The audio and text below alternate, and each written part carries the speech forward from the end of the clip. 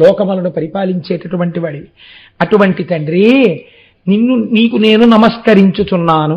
శంకరాచార్య కృతమైనటువంటి భుజంగ స్తోత్రాన్ని చదివితే ప్రతి ఇంట్లో మీరు ఎవరి దగ్గరికి వెళ్ళి ఒక కంప్లైంట్ చేయక్కర్లేదు. ఏమిటో తెలుసా అండి, మా మనస్సు ప్రశాంతంగా ఉండట్లేదండి, చాలా డిస్టర్బ్డ్గా ఉంటుంది అంటుంటారు. చిత్రం ఏమిటంటే మీరు ఏది అంగీకరించాలో అది అంగీకరించే మనస్సు ఇచ్చేస్తాడు. సుబ్రహ్మణ్య స్వరూపమును గురించి, వారి తత్వమును గురించి శాస్త్రం ఎలా మాట్లాడుతుందంటే, పార్వతీ పరమేశ్వరుల ఇద్దరి యొక్క దయ, ఇద్దరి యొక్క కారుణ్యము ఒక చోట ప్రోది చేస్తే, ఒక చోట ముద్ద చేస్తే అది ఏ సుబ్రహ్మణ్యుడు. ఎందుచేత అంటే మనకి ఒక విషయాన్ని పెద్దలు చెప్తూ ఉంటారు.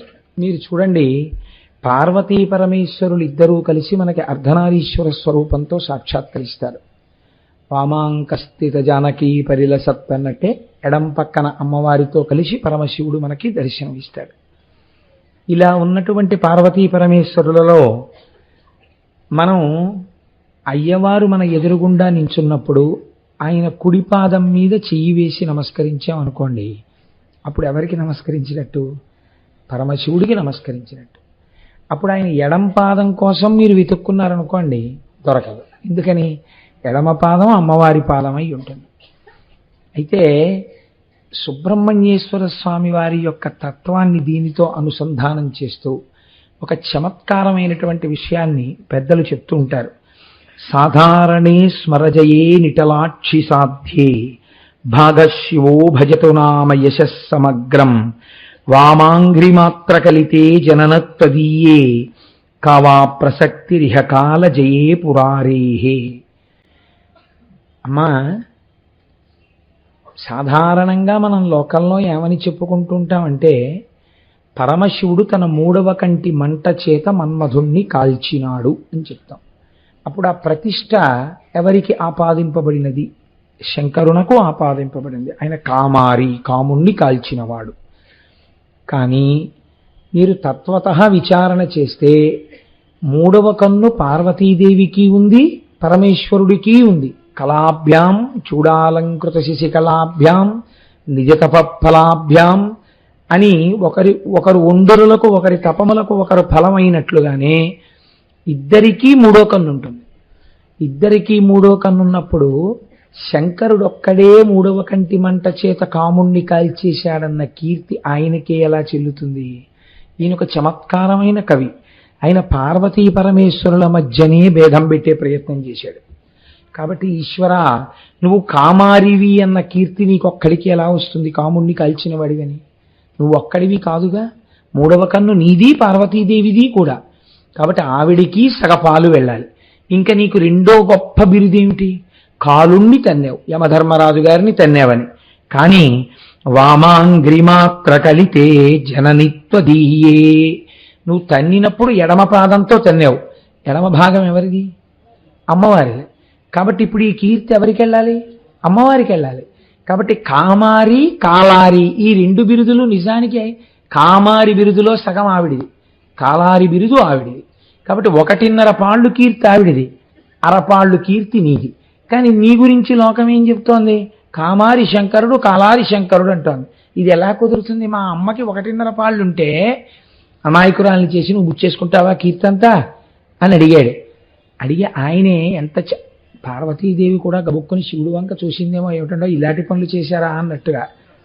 ఆ కవే చమత్కారంగా అన్నారు, అశక్యమంగాం తరవద్విభక్తు అణుప్రమాణం కరూం యనంతః సామాన్యభూతం శివయోస్తదీకం సానుగ్రహం స్యాన్మయి గర్భదాసే అన్నారు. అమ్మా ఏమో, ఈ కాలు పట్టుకున్నప్పుడు ఈవిడిది, ఈ కాలు పట్టుకున్నప్పుడు ఈయనది, మూడో కన్ను ఆవిడిది, మూడో కన్ను ఈంది, ఎడంకాలు ఆవిడిది, కుడికాలు ఈవిడిది, గొడవలు ఉన్నాయేమో. కానీ మీ ఇద్దరికీ కలిపి ఉన్నటువంటి వస్తువు అనగా విడతీసి చూడడానికి వీలు లేనిది ఏదైనా ఉన్నదా? ఉన్నది. ఏమది?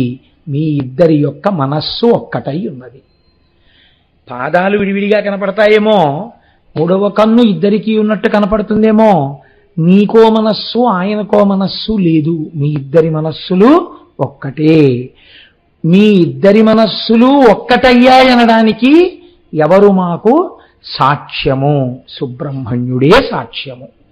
కాబట్టి ఏకీకృతమైనటువంటి పార్వతీ పరమేశ్వరుల యొక్క మనస్సుకు, కారుణ్యమునకు ఈ సుబ్రహ్మణ్యేశ్వర స్వామిని గుర్తుగా నేను వారికి నమస్కరించుచున్నాను. కాబట్టి ఇప్పుడు ఏమైంది?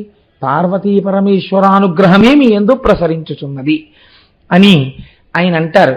కనుక చూడండి, ఇప్పుడు పార్వతీ పరమేశ్వరులు ఇద్దరు చాలా సంతోషించారు. తమకొక కుమారుడు కలిగాడు. ఇంత లోకపూజితుడైన వాడు సంభవించాడు. వెంటనే కైలాసం నుంచి ఒక రథాన్ని పంపి, నేను మళ్ళీ శివమహాపురాణంలోంచి అన్వయం చేస్తాను, నిన్నటి వరకు రామాయణంలోంచి అన్వయం చేశాను శ్లోకాల్ని. ఆ కుమారస్వామిని కైలాస పర్వతం మీదకి తీసుకుని వెళ్ళారు. తల్లి పార్వతీదేవి చూడగానే పరవశించిపోయింది, ఎదురొచ్చింది, కౌగలించుకుంది, మూర్ధన్యస్థానమునందు ముద్దు పెట్టుకుంది, పైకెక్కించుకుని తన తొడ మీద కూర్చోపెట్టుకుంది, కౌగలించుకుంది. ఆ తర్వాత శంకరుడు తీసుకుని తన కుడితో ఆయన తొడ మీద ఆయన కూర్చోపెట్టుకుని ఆయన పరవశించిపోయాడు. పరవశించిపోయి ఎంత చిత్రమైన మాట అన్నాడంటేట, మూడవ వాడికి వినపడకుండా షణ్ముఖుడి కుడి చెవు దగ్గరికి తీసుకుని ఆయుష్మాన్ భవ, ఆయుష్మాన్ భవ, ఆయుష్మాన్ భవ అని 6 మాటలు అన్నట్టు. 6 తలలతో ఉన్నవాడు కదండి, అందుకని 6 మాటలు ఆయుష్మాన్ భవ, నీ ఆయుర్దాయమునకు కొరత లేకుండుగాక అని శంకరుడు ఆశీర్వచనం చేశాడు. అన్యథా ఒక తండ్రి తన కుమారుడు నమస్కరిస్తే ఏ ఆశీర్వచనం చెయ్యాలో లోకం నేర్పుతోంది. ఆయుష్మాన్ భవ అనాలి కొడుకుని. కాబట్టి తండ్రి కొడుకుని దగ్గరికి తీసుకుని అన్న మొట్టమొదటి ఆశీర్వచనం ఆయుష్మాన్ భవ. అన్న తరువాత ఇప్పుడు జరగవలసినటువంటి దేవతా కార్యం ఒకటి ఉన్నది. ఏమిటా దేవతా కార్యం? తారకాసుర సంహారం. ఇప్పుడు ఆయన యొక్క శక్తి సామాన్యం కాదు. ఆయనని ఎదిరించడానికి వీలుగా దేవతలందరూ తమ శక్తులనన్నింటినీ కుమారస్వామికి ధారపోశారు. తమ శక్తులను ఏ రూపంగా ధారపోశారు అంటేట, వాళ్ళందరూ వచ్చి వాళ్ళ దగ్గర ఏవి ప్రకాశవంతమైనటువంటివి, అత్యంత దీప్తి కలిగినటువంటివి, వాళ్ళ యొక్క సమస్తమైనటువంటి శక్తి కేంద్రీకరింపబడినవి ఉన్నాయో వాటన్నింటినీ కుమారస్వామికి బహూకరించారు. పార్వతీ పరమేశ్వరులు ఇద్దరూ కలిసి త్రిశూలము, పినాకము, పాశుపతాస్త్రము, గొడ్డలి, శక్తి అయ్యవారి చేతిలో ఉంటుంది, సుబ్రహ్మణ్యేశ్వరుడి చేతిలో పట్టుకున్నటువంటి శూలం అది అమ్మవారి యొక్క శక్తి. ఆ శక్తి స్వరూపాన్ని ఇస్తే శంకరుడు మళ్ళీ వెనక్కి పిలిచి దగ్గర కూర్చోబెట్టుకుని శాంభవి విద్యని కూడా కటాక్షించాట. బ్రహ్మదేవుడు వేదాలనిచ్చి, యజ్ఞోపవీతమిచ్చి, గాయత్రీ మంత్రమిచ్చి, కమండలమిచ్చి, బ్రహ్మాస్త్రం ఇచ్చాడు. శ్రీ మహావిష్ణువు పిలిచి వైజయంతిమాల కంఠహారము ఇచ్చారు. దేవేంద్రుడు పిలిచి ఐరావతం ఇచ్చాడు, వజ్రాయుధం ఇచ్చాడు. వరుణుడు పిలిచి శ్వేతఛత్రం ఇచ్చాడు, ఒక రత్నములతో కూడిన మాలనిచ్చాడు. సూర్యుడు మనోవేగం కలిగినటువంటి రథాన్ని, ఒక కవచాన్ని ఇచ్చాడు. యముడు యమదండాన్ని ఇచ్చాడు. చంద్రుడు అమృత కలశాన్ని ఇచ్చాడు. అగ్ని మహాశక్తినిచ్చాడు. నిర్పతి స్వకీయాస్త్రము అనబడేటటువంటి ఒక అస్త్రాన్ని ప్రదానం చేశాడు. వాయువు వాయవ్యాస్త్రాన్ని ఇచ్చాడు. కుబేరుడు గదనిచ్చాడు. మన్మధుడు కామశాస్త్రాన్ని ఇచ్చాడు. పాలసముద్రం అమూల్యమైనటువంటి రత్నాల్ని, ఒక రత్నాలతో కూడినటువంటి అందెని బహుకరించిందిట. హిమవంతుడు తాతగారు కదండి, అమ్మవేపు తాతగారు. అయ్యవేపు తాతగారి గురించి మీరు అడక్కండి, ఎందుకు అడగకూడదో మీరు పార్వతీ కళ్యాణంలో విందురు గాని. కాబట్టి అమ్మవేపు తాతగారు హిమవంతుడు వచ్చి మనవడు కదా, అందుకని పట్టుబట్టలు ఇచ్చేట కట్టుకోమని. గరుత్మంతుడు చిత్రబర్హణుడు అనబడేటటువంటి ఒక నెమలి, ఆయన కొడుకే అంటారు, గరుత్మంతుడి కొడుకే చిత్రబర్హణుడు అని. ఆ నెమలిని ఆయనకి బహూకరించాడు. అలాగే అరుణుడు తామ్రచూడు అనబడేటటువంటి ఒక కోడి పుంజును బహూకరించాడు. అదే కుక్కుట ధ్వజం ఆయన యొక్క పతాకం మీద ఉంటుంది. పార్వతీదేవి మళ్ళీ పిలిచి ఒక గొప్ప చిరునవ్వును కానుకగా ఇచ్చిందిట. అందుకే మీకు సుబ్రహ్మణ్యేశ్వర స్వామి స్వరూపాలు ఎక్కడా కూడా ఇలా మూతి ముడుచుకొని ఉండవు, చక్క చిరునవ్వు నవ్వుతూ ఉంటాయి. అమ్మవారు చిరునవ్వుని ఇచ్చిందిట. ఎంత గొప్ప విషయం అనండి. ఈ పై కానుకలన్నీ ఇవ్వచ్చేమో కానీ చిరునవ్వుని కానుకగా ఇవ్వడం అంటే చాలా కష్టం. ఒక తల్లి నా చిరునవ్వు నువ్వు తీసుకోరా అని పిల్లాడికి ఇస్తే పిల్లాడికి ఆ చిరునవ్వు అంది వాడు అలాగే నవ్వుతూ ఉండడం చాలా అసాధారణం కదా. చిరునవ్వునిచ్చిందిట, ఐశ్వర్యం ఇచ్చింది, చిరంజీవిత్వాన్ని ఇచ్చింది, లక్ష్మీదేవి సంపదనిచ్చింది, కంఠహారాన్నిచ్చింది, సావిత్రీదేవి సకల విద్యలను కూడా ఆయనకిచ్చింది. ఇప్పుడు దేవేంద్రుడితో కలిసి దేవతలతో కలిసి ఆయన తారకాసుర సంహారానికి బయలుదేరారు. నేనైతే వ్యక్తిగతంగా ఒక మాట అనుకుంటాను, తారకాసురుడికి సుబ్రహ్మణ్యేశ్వరుడికి జరిగినటువంటి యుద్ధం గురించి 1 గంట సేపు చెప్పవలసిన అవసరం ఉందా? ఎందుకండి అది? ఆయన పుట్టిందే ఆయన్ని చంపడానికి. మహా అయితే ఏం చేస్తాడు, కాసేపు నించుంటాడు యుద్ధంలో, ఏదో ఆస్త్రం వేస్తాడు, ఈ బాణం వేస్తాడు, ఆ కత్తి సురుతాడు, ఈ డాలెడ్డెట్టుకుంటాడు, ఆఖరికి ఏమవుతాడు, మరణిస్తాడు. అంతే కదండి. దానికి ఎందుకు ఆ యుద్ధం? దాన్ని వర్ణించడం వల్ల తత్వత మనకి కలిగేది ఏమైనా ఉంటుందా? ఏముండదు. దానికన్నా సుబ్రహ్మణ్య స్వరూపాన్ని అర్థం చేసుకుంటే మనం ఆయన యొక్క అనుగ్రహాన్ని పొందుతాం. కాబట్టి ఒక్క మాటలో తేల్చేయాలంటే దేవసైన్యంతో కూడి వెళ్ళినటువంటి వాడై దేవసేనానిగా తారకాసుర సంహారం చేసేసాడు. తారకాసురుడు సంహరింపబడ్డాడు. లోకాలన్నీ ఎంతో మురిసిపోయి సంతోషంగా తిరిగి కైలాస పర్వతాన్ని చేరుకున్నాడు. అక్కడతో తారకాసుర సంహారం అయిపోయింది. అయితే చిత్రం ఏమిటంటే పరమశివుడికి జ్యోతిర్లింగాలు ఉన్నాయి. పరమశివుడికి జ్యోతిర్లింగాలు ఉన్నప్పుడు ఒక్కొక్క చోట ఆయన ఒక్కొక్క జ్యోతిర్లింగంగా వెలయడంలో ఆయన ఒక్కొక్కసారి ఒక్కొక్క రకమైన కారుణ్యమనబడేటటువంటి విభూతిని వెలజల్లాడు. కానీ సుబ్రహ్మణ్యుడి జీవితంలో మీరు వేరు చేసి చూపించలేని విధంగా షణ్ముఖుడై 6 ముఖములున్నటువంటి సుబ్రహ్మణ్యేశ్వర స్వామికి ద్రవిడ దేశమునందు అనగా తమిళనాడులో 6 క్షేత్రములతో ఆయన జీవితంతో ఒక గమ్మత్తైన సంబంధం ఉంది. ఒక్కొక్క చోట ఆయన ఒక్కొక్కలా ఉన్నారు. ఒక్కొక్క చోట జరిగినటువంటి విశేషం శాబ్దికంగా అంటే శబ్దస్వరూపంతో ఆనాటి నుంచి ఈనాటి వరకు ఏనాటి వరకు కాపాడుతూ మీకు మాకు మనకి రక్ష ఇవ్వగలిగినటువంటి అత్యద్భుతమైనటువంటి స్తోత్రములే బయటికి వచ్చాయి. మీరు చూడండి, అలాంటి 6 క్షేత్రములలో మొట్టమొదటి క్షేత్రం తిరుప్పకుండ్రం అని పిలుస్తారు. ఇది మధురైకి దగ్గరలో ఉంది. ఇక్కడే దేవసేనతో కలిసి ఆ దేవసేన అనబడేటటువంటి ఇంద్రుని యొక్క కుమార్తెని ఇచ్చి వివాహం చేయబడినటువంటి స్థలం. అయితే దేవసేన అంత తేలిగ్గా ఏమి ఇంద్రుడు ఇచ్చేయలేదు. అసలు అది జరగడం వెనకాతల ఒక విచిత్రం ఉంది. అసలు ఆ దేవసేన ఇంద్రుడి యొక్క కుమార్తె కాదు. మీరు చాలా జాగ్రత్తగా పురాణ పరిశీలన చేస్తే అంటే సుబ్రహ్మణ్య తత్వం అందడానికి ఏదో ఒక్క పురాణం పట్టుకుంటే దొరకడం చాలా కష్టం అండి. ప్రత్యేకంగా మీరు స్కాందం మీద ఆధారపడవలసి ఉంటుంది. దాని పేరే స్కాంద పురాణం కదండి. ఆవిడ అరిష్టనేమి అనబడేటటువంటి ఒక ప్రజాపతి యొక్క కుమార్తె. ఈ దేవసేన దైత్యసేన అనబడేటటువంటి తన చెల్లెలితో కలిసి ఆడుకుంటోంది. మీరు కొంచెం జాగ్రత్తగా పట్టుకోవాలి ఈ విషయాన్ని. దేవసేన తన చెల్లెలైన దైత్యసేనతో కలిసి ఆడుకుంటోంది. ఒక రోజున ఆడుకుంటుంటే అక్కడికి ఒక రాక్షసుడు వచ్చి ఈ దేవసేనని భయపెట్టి ఎత్తుకుపోయే ప్రయత్నం చేశాడు.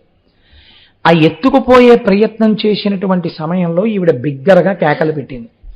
ఆ కేకలు పెడుతున్న సమయంలో ఇంద్రుడు ఐరావతం మీద పెడుతున్నాడు. ఆయన చూసి వెంటనే తన వజ్రాయుధంతో ఆ వచ్చినటువంటి రాక్షసుణ్ణి సంహరించి అరిష్టనేమి కుమార్తె అయినటువంటి ఈ దేవసేనని నా కుమార్తెగా ఇవాళ నుంచి పెంచుకుంటాను. దైత్యసేనని నీ దగ్గర ఉంచుకో, దేవసేన నా దగ్గర పెరుగుతుంది అని పెంచాడు. కన్న ప్రేమ కన్నా పెంచిన ప్రేమ గొప్పది కదండి.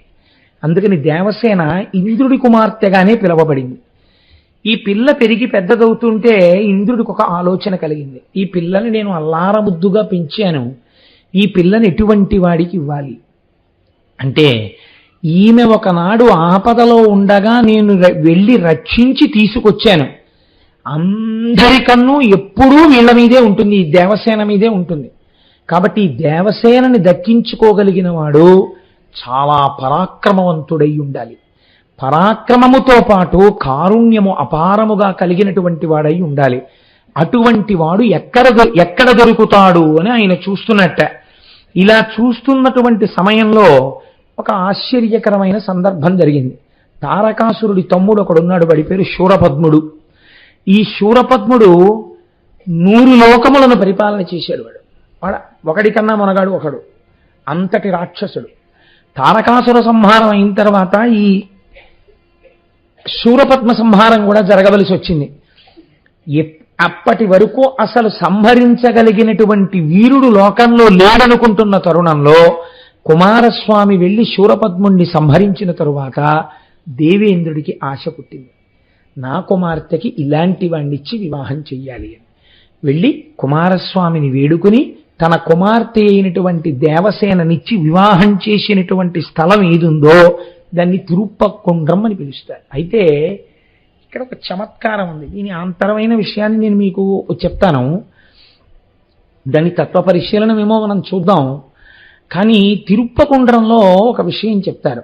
అక్కడ కొన్ని ప్రత్యేకమైన తిథుల యందు మీరు భార్యతో బిడ్డలతో స్నేహితులతో కలిసి అక్కడికి వెళ్ళి సుబ్రహ్మణ్యేశ్వర స్వామి వారి దర్శనం చేసుకుని మీ పర్సు తీసి అందులోంచి ఒక 5 రూపాయలు 10 రూపాయలు 20 రూపాయలు మీ శక్తి కొలది భార్యకి బిడ్డలకి స్నేహితులకి బహుమానం ఇస్తే ఎన్ని కోట్ల జన్మలకి కూడా ఎంతమందికైనా తాను బహుమానములను ఇయ్యగలిగినంత సంపత్తిని పొందుతాట.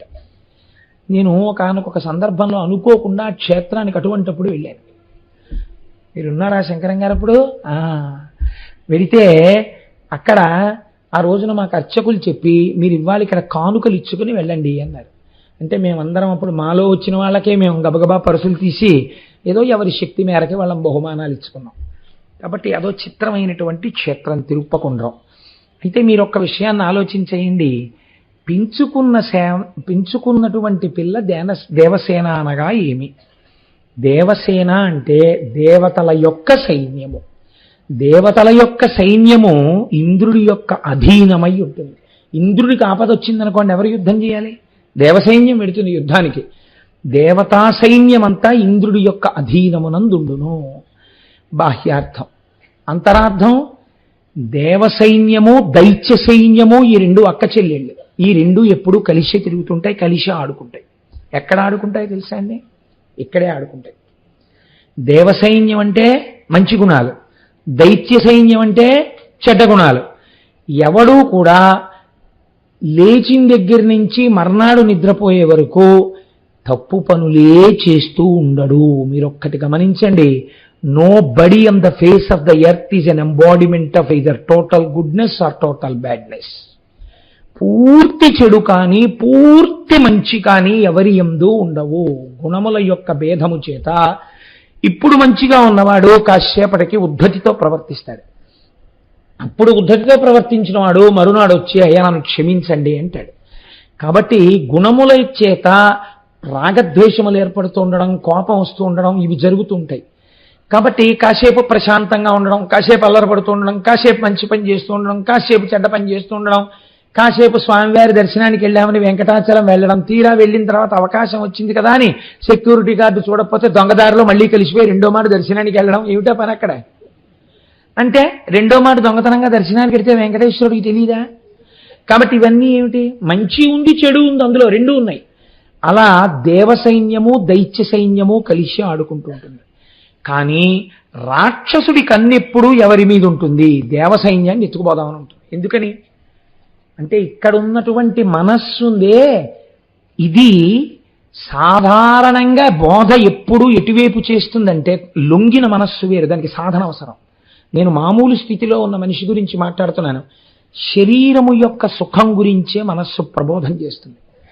ఇది సుఖంగా ఉంచు, దీనికి బాగా అన్నం పెట్టు, ఏదో హాయిగా సరదాగా తిరుగు, ఏమిటి ఉపన్యాసాలు ఏమిటి, ఈ కూర్చోవడం ఏమిటి, ఎందుకు వచ్చిన దీక్షలు, హాయిగా ఏదో అందరిలా సంతోషంగా తిరక్క, ఎందుకు వచ్చిన అల్లరి ఇదంతాను అని ఏదో శరీరముతో సుఖపడమని ఎప్పుడూ కూడా దైత్య సైన్యము ద్వారా మనని ఆకట్టుకునే ప్రయత్నం రాక్షసుడు చేస్తాడు. కాబట్టి దైత్య సైన్యం వైపు ఎత్తుకుపోడైన అది ఉంచుతాడు. ఏది ఎత్తుకుపోవాలి? దేవసైన్యాన్ని ఎత్తుకుపోవాలి. ఏదైనా ఒక్క మంచి అలవాటు ఉందనుకోండి, ఎంత తొందరగా వదిలిపెట్టేద్దామా అని ఆలోచించే దేని గురించి అంటే దాని గురించి. మీరు చూడండి, ఎప్పుడైనా కాంప్రమైజ్ అయిపోతే దేని విషయంలో అంటే ఇవాళ పూజ కుదరదండి, ఫోన్లండి లఘువుగా చేసేద్దాం, శ్రీరామ రామ రామేతి రమే రామే మనోరమే, విష్ణు సహస్రం అక్కర్లేదు, ఇచ్చేసేస్తే సరిపోతుంది. కాబట్టి ఇవాళ కుదరదులేండి, సంధ్యావందనం లేదు, ప్రాయశ్చిత్త శ్లోకం. కాబట్టి ప్రతిదానికి కూడా సులభం ఏది? ఇదే. మిగిలింది అది టిఫిన్ మానేస్తాడు అనుకుంటున్నారండి మీరు? ఏం మాండవు, తింటాడు. కాఫీ అస్సలు మాండవు, ఏది మాండవు. ఒకవేళ తీర్థయాత్రకి వెడుతున్నా 9 గంటలకు అందేటట్టు బస్సులోకి టిఫిన్ ప్యాకెట్లు కట్టించుకుని ఎక్కవలసిందే తప్ప అది వదిలేసి ఎక్కుతాయేంటి? అది వదిలేసి ఎక్కం. కాబట్టి ఏదైనా ఒక్క మంచి గుణం ఉంటే ఆ మంచి గుణాన్ని ఎత్తుకుపోవడానికే చూస్తుంది. కాబట్టి దేవసైన్యము ఎత్తుకుపోబడుతోంది. ఇప్పుడు ఇంద్రియములకు దేవతా సైన్యము యొక్క అనుగ్రహము చేత, దీన్ని మీరు బాగా పట్టుకోవాలి. మీ శరీరంలో ఏ అవయవాల యొక్క శక్తి కూడా మీది కాదు, జ్ఞాపకం పెట్టుకోండి. శాస్త్రం చెప్పింది ప్రతి అవయవమునందు అధిష్టాన దేవత ఉంటారు. ప్రతి అవయవమునందు అధిష్టానం ఉంటుంది. ఆ అధిష్టాన దేవతకి శక్తి ఉంటుంది. అందుకే మనం అంగన్యాసకరన్యాసం చేయడం అన్న లక్షణం అక్కడే వస్తుంది. అంగన్యాసకరన్యాసం చేసి మంత్రం చేయమని అందుకే చెప్తారు. ఇప్పుడు ఆ దేవతల యొక్క అనుగ్రహం చేత ఆయా అవయవముల యందు శక్తి నిండి ఉంటుంది. పూర్వం అందుకే తపస్సు చేసి దేవతానుగ్రహాన్ని పొంది మళ్ళీ యవనంలోకి వెళ్ళిపోయారు. ఒక్కొక్కసారి ఎలా వెళ్ళిపోతారంటే దేవతల అనుగ్రహం, మళ్ళీ శక్తిని పుంజేసుకుంటారంతే. కాబట్టి అలా దేవతల యొక్క అనుగ్రహాన్ని శరీరమునందు పరిపుష్టము చేసి ఈ ఇంద్రియములు పరిపుష్టమైన ఇంద్రియముల యొక్క శక్తి ఈశ్వరార్చనకు ఉపయోగపడేటట్టు చేయగలిగినటువంటి వాడు మనం వేదములో చెప్పుకునేటటువంటి ఇంద్రుడు. కాబట్టి ఇప్పుడు ఈ ఇంద్రుడు ఏం చేస్తున్నాడు? రక్షించాలి దేవతా సైన్యాన్ని. కాబట్టి రక్షించి తమ పిల్లగా కాపాడుకున్నాడు. ఇప్పుడు ఈ పిల్ల ఎవరి నాయకత్వంలో ఉండాలి? ఎవడు నాయకత్వం వహించి దైత్య సైన్యాన్ని ఓడించగలడో వాడి నాయకత్వంలో ఉంచాలి, వాడికి ఇవ్వాలి ఈ పిల్లని. కాబట్టి ఇప్పుడు ఆయనకి 2 గుణములు ఉండాలి. ఏమిటి? శత్రువుల యొక్క సైన్యాన్ని ఓడించగలగాలి, దానితో పాటుగా అపారమైన కారుణ్యమున్నవాడై స్మరించినంత మాత్రం చేత భక్తులకు అనుగ్రహించగలిగిన వాడై ఉండాలి. ఈ 2 లక్షణాలు ఇంద్రుడు ఎంచుకున్నాడు. ఇప్పుడు శూరపద్మ సంహారం చేస్తే ఇప్పుడు కుమారస్వామి యందు ఈ లక్షణాలు ఉన్నాయి అన్నాడు. ఏ లక్షణాలు? శత్రు సైన్యాన్ని పరిమార్చగలడు.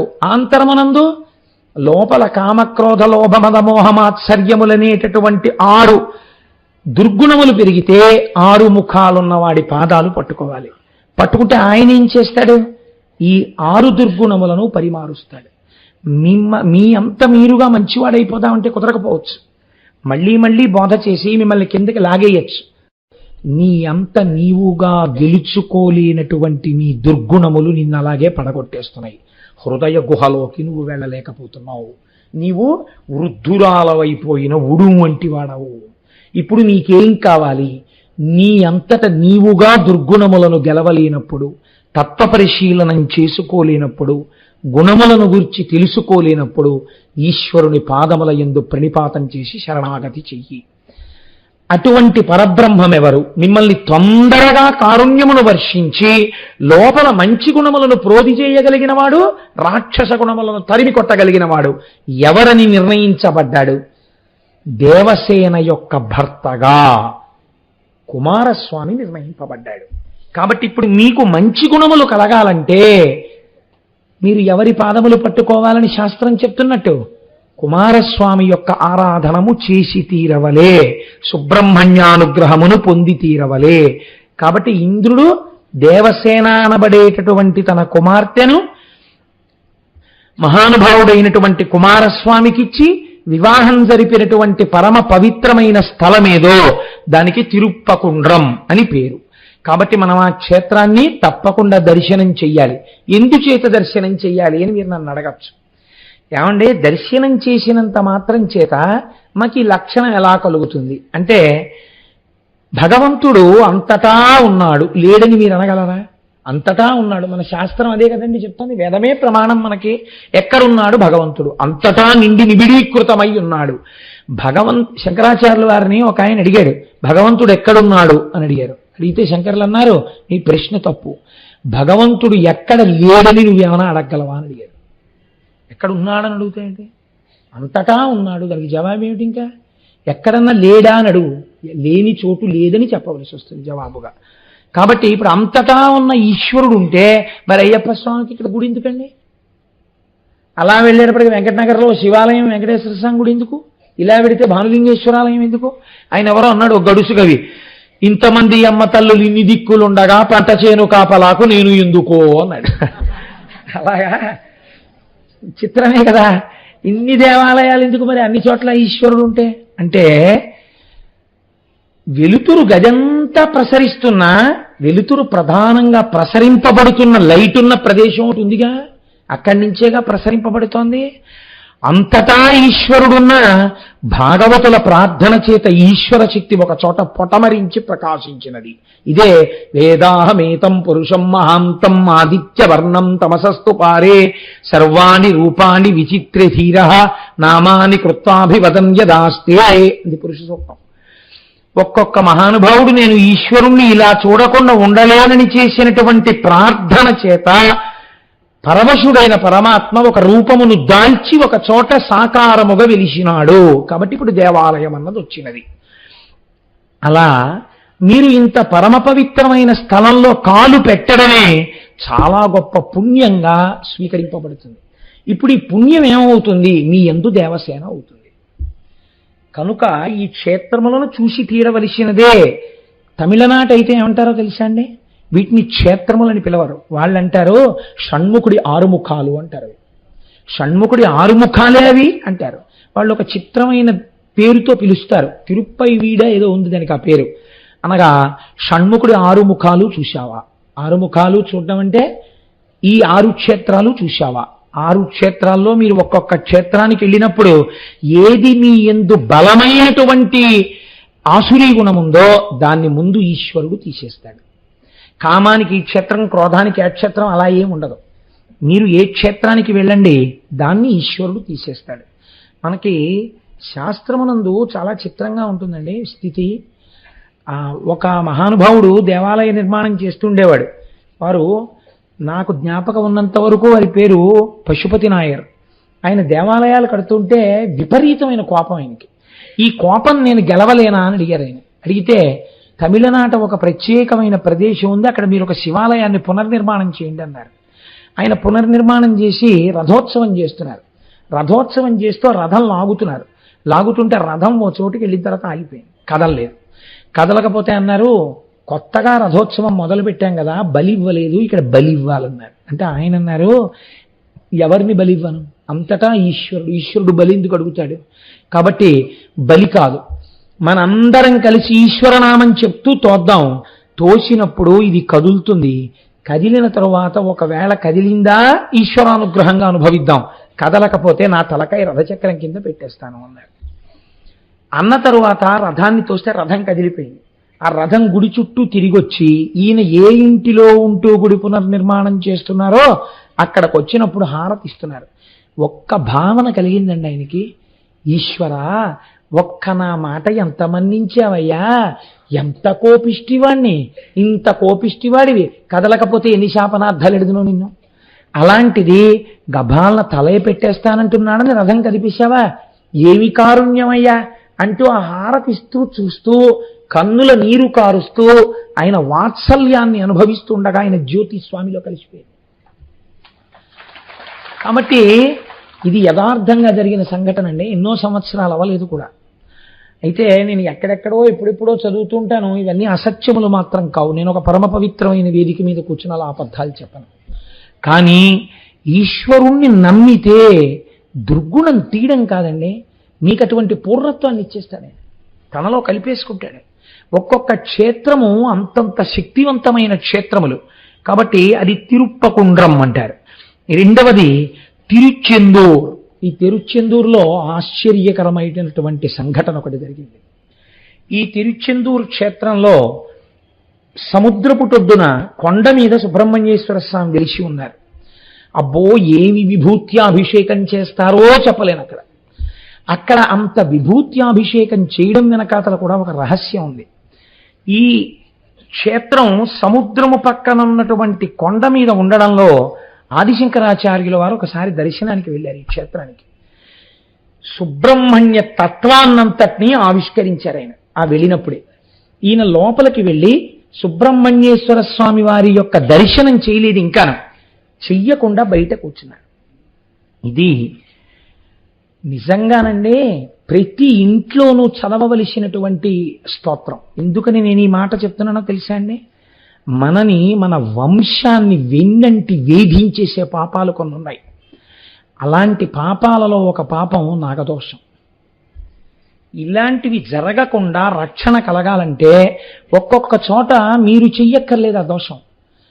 వంశంలో ఎక్కడో జరుగుతుంది ఒక పెద్ద పొరపాటు. ఆ పొరపాటుకి అంత పెద్ద తప్పుకి శిక్ష ఏం వేస్తారంటే కుష్ఠరోగం ఇస్తారు. అది వంశానుగతంగా వచ్చేస్తుంది. వచ్చేసి వాళ్ళ వంశంలో కుష్ఠరోగం ఉందండి అని పిల్లనివ్వడానికి కూడా భయపడతారు. ఒక్కొక్కరింట్లో మూర్ఛ వ్యాధి ఉంటుంది.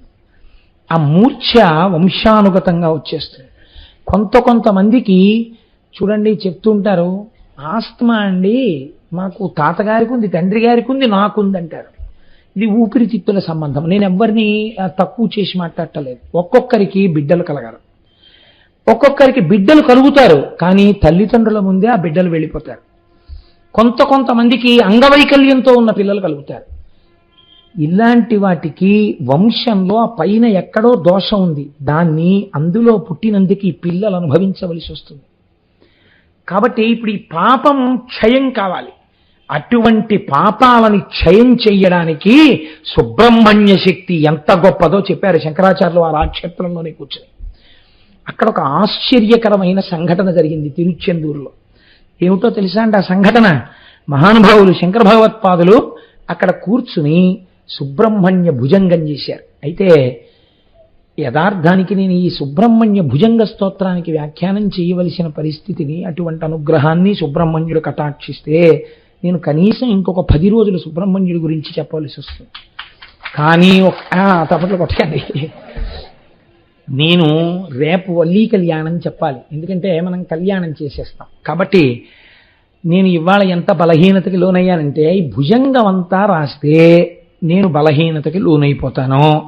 కాబట్టి కొద్ది శ్లోకములను మాత్రమే సభలో విజ్ఞాపన చేసి దాని వైభవాన్ని మాత్రమే ఒక్కసారి చెప్తాం. ప్రతి ఇంటిలో అది ఎందుకు చదువుకోవాలని శంకరాచార్యులు వారే చెప్పారో తెలుస్తుంది.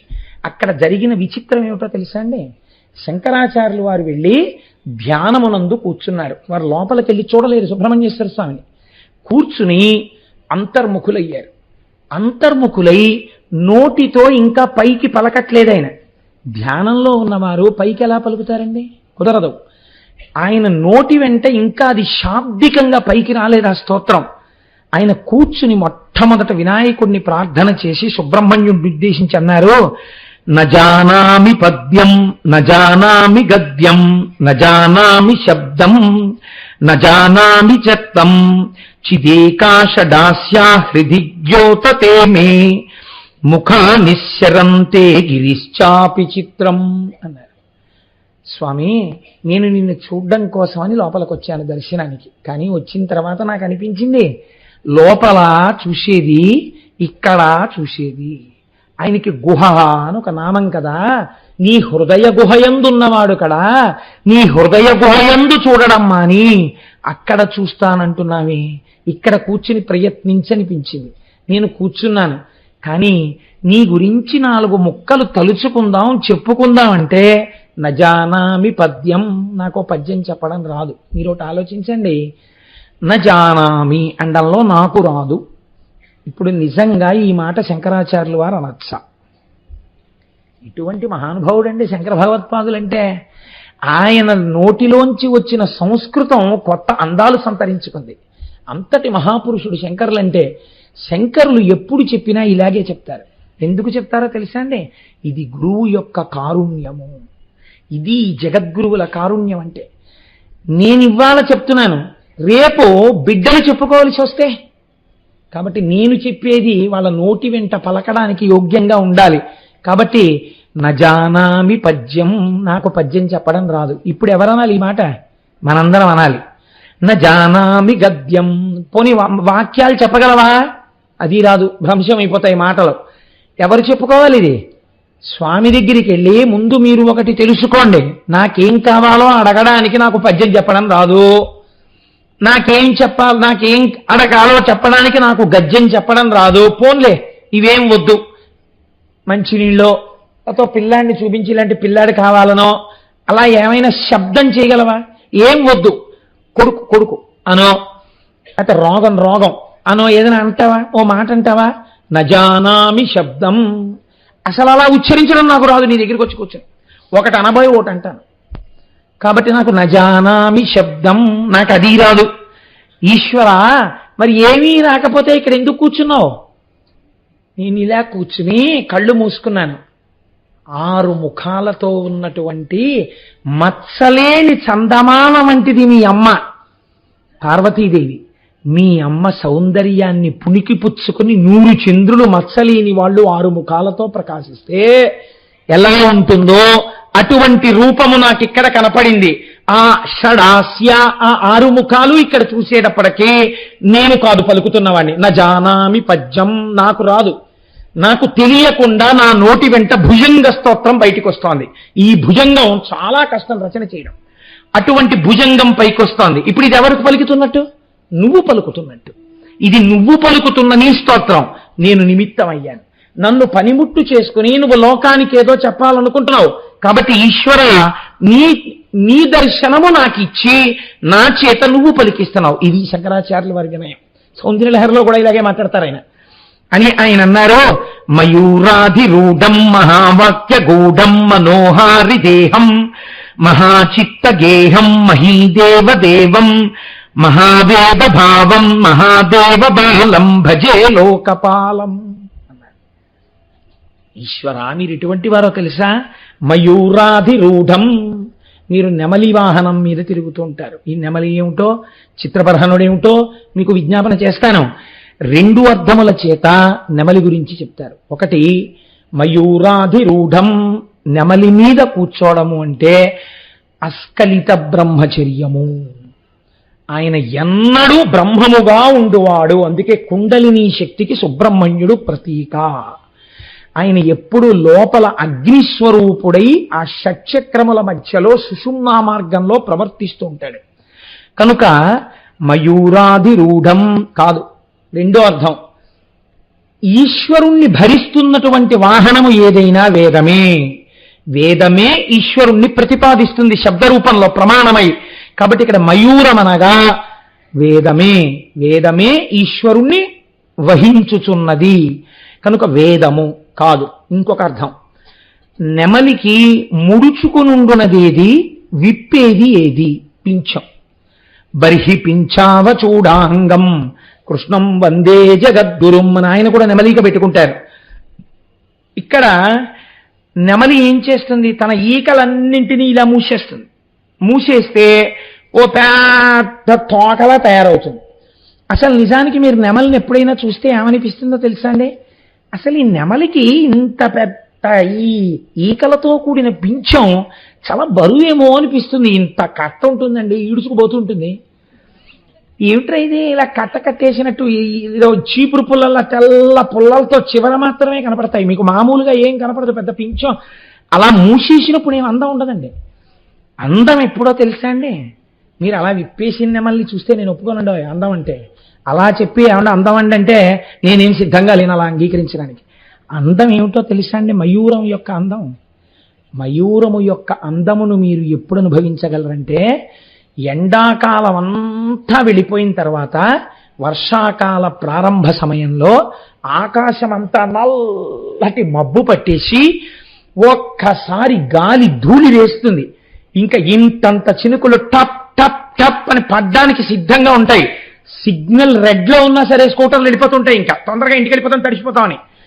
ఇలాంటి వాతావరణంలో దుమ్ము రేగుతుంటుంది. ఇప్పుట క్రాంఖణం చేస్తున్నప్పుడు అది ఆ రవం చేసి అటు ఇటు చూసి మురిసిపోయి అడుగులు వేస్తుందట. ముందు నాట్యం చేస్తుంది. నెమలి నాట్యం చేశాక అప్పుడు తన యొక్క పింఛాన్ని పైకెత్తుతుంది. అప్పుడు చూడాలందాం. అది గభాలన విప్పదు. ఇలా ఉన్నటువంటి ఈ తోకని ఇలా పైకెత్తుతుంది ముందు. అసలు మీరు దీన్ని చూడాలంటే తెల్లవారకట్ట వెళ్ళిపోయి వేదం జరుగుతున్నప్పుడు రమణ మహర్షి యొక్క ఆశ్రమంలో భగవాన్ రమణులు శరీరం విడిచిపెట్టినటువంటి గదికి దగ్గరలో ఎక్కడైనా కూర్చుంటే ఆ పైన తిరుగుతుంటాయి నెమళ్ళు. మీరు చూడండి, అది ఇలా పైకెత్తుతుంది. ఎత్తి ఒడిచిపెడుతుందని మీరు అనుకుంటున్నారా? ఎన్ని చిన్నెలు చేస్తుందో తెలుసా అండి? మధ్యలోకి సొట్టొచ్చేలా తిప్పుతుంది. ఆ తర్వాత ఇవన్నీ ఇలా వంగేటట్టుగా తిప్పుతుంది. ఆ తర్వాత విప్పడం మొదలెడుతుంది. విప్పడం మొదలెడితే విసినికర్రలు ఉంటాయే, ముడుచుకున్న విసినికర్రలు ఇలా విప్పుతుంటారు మన వాళ్ళు. అలా విప్పుతుందండి. ఈ కింద చివర్న మొదలు పెడుతుంది. మొదలుపెట్టి ఇలా ఇలా దులిపినప్పుడు అల్లా విచ్చుకుంటుంది. విచ్చుకుని పింఛం విప్పుతుంది వెనకాల. ఇది ఎవరికి అలంకారం? నెమలికే అలంకారం. ఇప్పుడు మీరు ఈ పింఛం విప్పిన నెమలిని నెమలికంఠం అంటారు. ఆ నెమలికంఠంతో ఆ పింఛం విప్పి అడుగులు వేసి నాట్యం చేస్తూ నల్లమబ్బు పట్టిన ఆకాశాన్ని చూసి పొంగిపోయినటువంటి పింఛం విప్పిన నెమలి ఉన్నదే, అది తత్వతః స్వీకరింపబడుతోంది. మయూరాధిరూఢం. ఇందుచేత మీరు చూడండి, దేశకాల సంకీర్తనము అని పూజ ఎందుకు మాట ఉంది. ముందేం చెప్పాలంటే మీరు ఎక్కడున్నారు, ఈశ్వరుడికి తెలియదా? కాదు, మీకు తెలిసి ఉండాలి. కాబట్టి అనంతములోకి వెళ్లే ముందు మీరు మొదట ఎక్కడ ప్రారంభమవుతుంది? నేనేముంది స్వామి, ఇంత పెద్ద శ్రీ మహావిష్ణోరాజ్ఞ ప్రవర్తమానస్యాద్య బ్రహ్మణ ద్వితీయ పరార్ధే శ్వేతవరాహ కల్పే వైవస్వతమన్వంతరే కలియుగే ప్రథమ పాదే జంబూద్వీపే భరతవర్షే భరతఖండే మేరోః దక్షిణ దిగ్భాగే శ్రీశైలస్య ఈశాన్య దిగ్భాగే గంగా గోదావర్యోః మధ్యప్రదేశే స్వగృహే సమస్తదేవతా బ్రాహ్మణ హరిహర సన్నిధౌ అస్మిన్ వర్తమాన వ్యవహారిక చాంద్రమానేన. నా సొంత ఇంట్లో ఉన్నాను, గంగా గోదావరి మధ్యలో ఉన్నాను. ఇన్ని చెప్పి ఎక్కడున్నారో చెప్పి ఇప్పుడు పూజ ఎప్పుడు చేస్తున్నారో కాలం చెప్తారు. కాలం చెప్పేటప్పుడు ఒక వరుసలో చెప్తారు. మీ ఇష్టం వచ్చినట్టు చెప్పడానికి వీల్లేదు. ఎలా చెప్తారు? చెప్పేటప్పుడు శ్రీ వ్యయనామ సంవత్సరే ఉత్తరాయణే శిశిర ఋతు మాఘమాసే కృష్ణపక్షే సప్తమ్యాం వాసర భృగువాసరే శుభ నక్షత్ర శుభయోగ శుభకరణ ఏమంగళ విశేష విశిష్టాయాం. ఇప్పుడు నక్షత్రం, కరణం, యోగం ఇవన్నీ చెప్తారు. లేకపోతే లేదు శుభ శబ్దం వేసేస్తారు. 6గా 7 దాన్ని విడదీస్తారు. ఎలా? ముందు సంవత్సరంగా చెప్తారు. వ్యయనామ సంవత్సరే. వ్యయనామ సంవత్సరం ఎన్నింటితో కలిస్తే కూడిక? 2 ఆయనములు కలిస్తే. ఏమిటి ఆయనములు? ఉత్తరాయణము, దక్షిణాయనము. ఈ ఉత్తరాయణంలో మళ్ళీ ఎన్ని నెలలు ఉన్నాయి? 12 నెలలు ఉన్నాయి. 12 నెలలలో ప్రతి నెలలోనూ ఒక్కొక్క సగం సగం ఏమిటి? శుక్లపక్షం, కృష్ణపక్షం. మళ్ళీ శుక్లపక్షం, కృష్ణపక్షంలో ఒకే తిథులు మారుతాయి. మారిన రోజుకొక పేరుంది. ఆ పేరు రోజుకున్నటువంటి పేరు చెప్తారు. ఇప్పుడు మీరు ఉన్నటువంటి క్షణం ఏది ఉన్నదో అది చిట్ట చివరికి ప్రమాణముగా మీకు కనపడేది కంటికి ఎదురుగుండా ఏది? సంవత్సరముగా ప్రారంభమవుతుంది కదండి. వ్యయనామ సంవత్సరే ఒక పేరుతో ఒక సంవత్సరం. ఇప్పుడు అది తర్వాత ఎన్ని చిహ్నలు పొందింది? మారి ఉత్తరాయణం, దక్షిణాయనం అయిపోయింది, కృష్ణపక్షం, శుక్లపక్షం అయిపోయింది, నెలలు అయిపోయింది, నెలలలో మళ్ళీ పక్షాలు అయిపోయింది, పక్షాల్లోంచి తిథులు అయిపోయింది, తిథుల్లోంచి వారం వచ్చేసింది, వారంలో బలానా, కరణంలో బలానా, సమయంలో బలానా, యోగంలో నేను ఈ పూజ చేయించున్నాను అయిపోయింది. ఇదంతా కలిపి కట్టకడితే ఏమిటి? కాలమే. విప్పితే ఏమిటి? రకరకాలైన పరిధులు వచ్చాయి. అదే నెమలి యొక్క పింఛము. ఇప్పుడు ఈ నెమలి ఇలా విప్పితే ఈ కాలము మీకు బాగా దేని వలన తెలుస్తూ ఉంటుంది? 6 ఋతువుల వలన తెలుస్తూ ఉంటుంది. మీరు చూడండి, ఇప్పుడు ఉదాహరణకి వసంత ఋతువు వచ్చిందనుకోండి.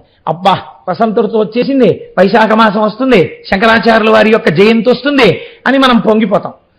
వసంత ఋతువులో లోకమంతా చాలా హాయిగా ఉంటుందని ప్రసిద్ధి. ఇప్పుడు అలా ఉండట్లేదు అనుకోండి. వసంత ఋతువు తర్వాత గ్రీష్మ ఋతువు, హోరెత్తిపోతాయి ఎండలు. గ్రీష్మ ఋతువు దాటిందనుకోండి, అమ్మ బాబోయ్ ఏమిటో ఈ ఎండలు, ఏమిటో ఈ ఎండలు, ఏమిటో ఈ ఎండలని. ఎప్పుడు వెళ్ళిపోతుందో గ్రీష్మ ఋతువు, ఎప్పుడు వెళ్ళిపోతుందో గ్రీష్మ ఋతువు. గ్రీష్మ ఋతువు ఎప్పుడు వెళ్ళిపోతుంది? ఆ నెలలు వెళ్ళాలి, ఆ పక్షాలు వెళ్ళాలి. ఇప్పుడు గ్రీష్మ ఋతువు వెళ్ళిపోయింది, ఏమిటి వస్తుంది? వర్ష ఋతువు. వర్షాలు పడతాయి. వర్ష ఋతువు అయిపోయిన తర్వాత ఏమొస్తుంది? మళ్ళీ అక్కడ హేమంత ఋతువు వస్తుంది. శరదృతువు వస్తుంది. శరదృతువు వస్తే పండు వెన్నెల కాస్తుంది. మళ్ళీ మనందరం ఇక్కడ కూర్చుని అమ్మవారిని అక్కడ కూర్చోబెట్టి పూజలు మొదలు పెడతాం. శరదృతువు అయిపోతుంది, హేమంత ఋతువు వస్తుంది. హేమంత ఋతువు వచ్చేటప్పటికి విశేషమైనటువంటి మంచు పడుతూ ఉంటుంది. ఆర్ద్ర నక్షత్రంలో శివాభిషేకాలు చెయ్యాలి అని శాస్త్రం. తిరువెంబావై చదువుతూ, సరే తిరుప్పావై చేస్తుంటాం అనుకోండి. కాబట్టి ఇప్పుడు ఈ హేమంత ఋతువు నడుస్తోంది. హేమంత ఋతువు అయిపోయిన తర్వాత ఏమొస్తుంది? శిశిర ఋతువు వస్తుంది. చెట్లు ఆకులు రాల్చేస్తాయి. ఈ శిశిర ఋతువు అయిపోతే మళ్ళీ వసంత ఋతువు వస్తుంది. కదిలిపోతున్న కాలము మీకు దేనిగా తెలియబడుతోంది? మీ దేహమునకు కలిగేటటువంటి సుఖదుఖముల రూపంలో, మారుతున్న ఋతువుల రూపంలో తెలుస్తోంది. ఈ తెలియబడే 6 ఋతువులే సుబ్రహ్మణ్యుడి యొక్క 6 ముఖాలు. ఇప్పుడు ఆయన కూర్చున్న కాలమే నెమలి. దాని కాళ్ళ కింద ఒక పాము పడుంటుంది. ఏమిటా పాము? పాము మృత్యువునకు సంకేతము. పాము చూసింది అనుకోండి, నిద్ర పట్టదు. ఇంకా ఎందుకు పట్టదు? మృత్యువుతో సమానం, మృత్యువే. ఇప్పుడు ఇటువంటి పాము ఎక్కడ పడిపోయింది? నెమలి కాళ్ళ కింద పడిపోయింది. నెమలి ఆజన్మ శత్రుత్వం. ఎవరిని చంపేస్తుంది? పావును చంపేస్తుంది. అంటే కాలమునందు పుట్టి కాలమునందు నశించిపోకుండా కాలాతీతమైన స్థితిని, మోక్షాన్ని పొందాలంటే నెమలి మీద కూర్చున్న వాడి పాదాలు పట్టుకోవాలి. కాబట్టి ఇప్పుడు ఎవరి పాదాలు పట్టుకోవాలి? సుబ్రహ్మణ్యుడి పాదాలు పట్టుకోవాలి. ఆయన పరబ్రహ్మము కనుక ఆత్మావై పుత్రనామాసి, తండ్రికి కొడుక్కి అభేదం. కాబట్టి ఇప్పుడు పరమశివుడికి సుబ్రహ్మణ్యుడికి భేదమున్నదా? తత్వతః ఉండదు, బ్రహ్మమే అయి ఉంటారు. కాబట్టి ఇప్పుడు ఈ తత్వము ఆవిష్కరింపబడడం మయూరాభిరూఢం మహావాక్య గూఢం. మహావాక్యములని మనకున్నాయి, తత్వమసి మొదలైనవి. ఇవి ఇక్కడే ఇప్పుడే ఈశ్వరుడవై ఉన్నావు అని చెప్తుంటాయి. మీరు ఆయనని తెలుసుకుంటే మీరు ఆయన అవుతారు. కాబట్టి మహావాక్య రూఢం మనోహారి దేహం. ముందు భక్తి ప్రారంభం అవ్వాలి. చూడగానే ఆ మూర్తిని మనసు పొంగిపోవాలి. అంతటి అందగారైనటువంటి పురుష స్వరూపం సుబ్రహ్మణ్య స్వరూపం. కాబట్టి మనోహారి దేహం మహాచిత్త గేహం. ఇక్కడే ఉంటాడు స్వామి. మహాదేవ దేవం మహీదేవ దేవం. మహాదేవుడు అంటే పరమేశ్వరుడు. ఈ లోకమునందు వెలిసినటువంటి దేవాదిదేవుడవు. మహావేద భావం, వేదముల చేత ప్రతిపాదింపబడినటువంటి జ్ఞానమువి. మహాదేవ బాలం, మహాదేవుని యొక్క కుమారుడవు.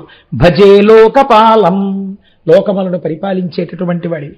అటువంటి తండ్రి నీకు నేను నమస్కరించుచున్నాను. శంకరాచార్య కృతమైనటువంటి భుజంగ స్తోత్రాన్ని చదివితే ప్రతి ఇంట్లో మీరు ఎవరి దగ్గరికి వెళ్ళి ఒక కంప్లైంట్ చేయక్కర్లేదు. ఏమిటో తెలుసా అండి? మా మనస్సు ప్రశాంతంగా ఉండట్లేదండి, చాలా డిస్టర్బ్డ్గా ఉంటుంది అంటుంటారు. చిత్రం ఏమిటంటే మీరు ఏది అంగీకరించాలో అది అంగీకరించే మనస్సు ఇచ్చేస్తాడు. ఒక వృద్ధాప్యం వచ్చేసింది అనుకోండి, 80 ఏళ్ళు. 80 ఏళ్ళు వచ్చిన తర్వాత నాకు అదేంటి నవకాయ పిండి వంటలతో భోజనం చేసేస్తే జీర్ణం అయిపోవాలంటే అని కోరుకోకూడదు. అప్పుడు ఏ జ్ఞానం కలుగుతుందంటే 80 ఏళ్ళకి ఇంకా ఎందుకు జీర్ణం అవుతుంది? శరీరం పెద్దదైపోతుంది కాబట్టి చక్కగా సాత్వికమైన ఆహారం తీసుకుందాం అన్న భావం కలుగుతుంది. ఇప్పుడు మీ మనస్సుకు పట్టిన మాలిన్యం వదిలిపోయిందా లేదా? దాన్ని మీరు ఆ కోణంలో అర్థం చేసుకోవాలి. అంతేగాని అలా స్తోత్రం చేసేస్తే అండి నేను నవకాయ పిండి వంటలతో రోజు తినేయగలనా, లేకపోతే తరవాణి అన్నం తినేసినా అరిగిపోతుందా, ఇలాంటి ప్రశ్నలు అడగకూడదు. కాబట్టి ఇప్పుడు ఏమైంది? యథాభ్యస్తరంగాలయం యాంతి తుంగా తథైవ పదసన్నిధౌ సేవ్యమానే ఇతీవోర్ని పంక్తి నృణాం దర్శయంతం సదా భావహే హృత్సరోజే గుహంతం. శంకర్లు అంటున్నారు, స్వామి కింద సముద్రం ఉందే ఈ తిరుచెందూరులో, ఈ సముద్ర కెరటములు సముద్రంలోంచి బయలుదేరుతాయి. బయలుదేరిన ఈ కెరటం విరిగిపోయి కూడా ప్రయాణం చేస్తుంది. ప్రయాణించిన కెరటమునకు ఆ ప్రయాణము అంతమైపోయి మళ్ళీ సముద్రంలోకి వెళ్ళి ప్రశాంతపడిపోయేది ఎప్పుడు? సముద్రపు టొడ్డు తగిలినప్పుడు. ఆ ఒడ్డునున్న కొండ మీద ఉన్నదెవరు? నువ్వు. సముద్రములో పుట్టిన కెరటము సముద్రములో పెరిగి సముద్రములో విరిగి భూమి వరకు వచ్చి ఒడ్డుకు తగిలి సముద్రంలోకి వెళ్ళిపోయినప్పుడు తాను మళ్ళీ సముద్రమై ప్రశాంతపడినట్టు తిరుచెందూరులో నిన్ను చూసి నిన్ను స్తోత్రం చేసిన వాడికి మనస్సులో ఏ అలజడులున్నాయో అవి ఒడ్డుకి చేరినట్టే సముద్రపు గాంభీర్యమును పొందుతాడు. కానీ ఇంకా మళ్ళీ మనస్సులో అలజడిగా ఉందన్నమాట వాడి నోటి వెంట రాదు. అంతటి శక్తి తిరుచెందూరు క్షేత్రమునకు ఉన్నది. చిత్రం ఏమిటో తెలుసా అండి, శంకరాచార్యుల వారి జీవితంలో ఎన్నడూ జరగనటువంటి సంఘటన ఒకటి జరిగింది అక్కడ. ఆయన ఆత్మలింగాల ఇది తీసుకొచ్చారు, ఈ జాతికి సౌందర్య లహరినిచ్చారు, ఈ జాతికి ప్రస్థానత్రయానికి వ్యాఖ్యానం ఇచ్చారు. ఆయన చెయ్యని స్తోత్రం లేదు, ఆయన వెయ్యని చక్రం లేదు. అంతటి మహాపురుషుడు సుబ్రహ్మణ్యుణ్ణి కౌగిలించుకుని ఈ శ్లోకం చెప్పాలా? ఏమిటా శ్లోకం? అహం సర్వదా దుఃఖ భారావసన్నో. స్వామి, నేను చాలా దుఃఖ భారంతో బడలిపోయాను.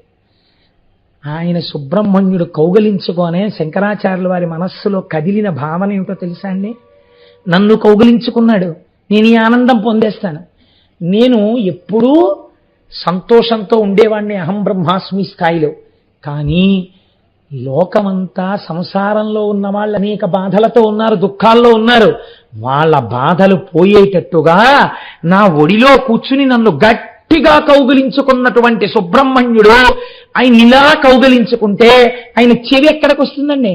కౌగిలించుకున్నప్పుడు ఇలా భుజం మీదకి తలపెట్టి కౌగిలించుకుంటే సుబ్రహ్మణ్యుడి చెవు శంకరుల నోటి దగ్గరికి వచ్చింది. ఆయన చెవులో లోకం మాట నేను వెయ్యాలి, వేస్తే ఆయన గుర్తు పెట్టుకుని వీళ్ళందరినీ కాపాడాలి నా తండ్రి. మనందరి తరపున శంకరులు చేశారు భుజంగం, మనం ఏమిచ్చి ఆయన రుణం తీర్చుకుంటాం? జగద్గురు శంకరులకి నమస్కరించని బ్రతుకొక బ్రతుకండి. వైశాఖ శుక్ల పంచమి నాడు శంకరాచార్య స్వామి దర్శనం చెయ్యని జన్మాది. మన అదృష్టం కాకినాడలో మనకు అంత గొప్ప దేవాలయం వచ్చింది, మహానుభావుడు సత్యనారాయణ రెడ్డి గారు కట్టించారు. కనుక శంకరులు అంటున్నారు, అహం సర్వదా దుఃఖ భారావసన్నో భవాం దీన బంధుస్తధన్యం నయాచే భవద్భక్తిరోధం సదా క్లుప్త బాధం మమాధిం ధృతం నాశయో మాసు తత్వం. ఓ ఉమాసుతుడా, ఓ సుబ్రహ్మణ్యుడా, ఇన్ని దుఃఖాల్లో ఉన్నానో తెలుసా? ఈ దుఃఖాలు లోపల ఉండడం వల్ల నేను నీ వంక చూడలేకపోతున్నాను, నిన్ను స్తోత్రం చెయ్యలేకపోతున్నాను.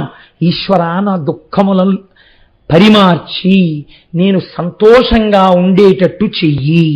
అందుకే జన్మాంతరములుగా ఎక్కడైనా దోషం జరిగితే ఎన్ని మహాపాపాలు కట్టి కుడిపి ఏడిపిస్తాయో శంకరాచార్యులు వారు లిస్టు చెప్పారు.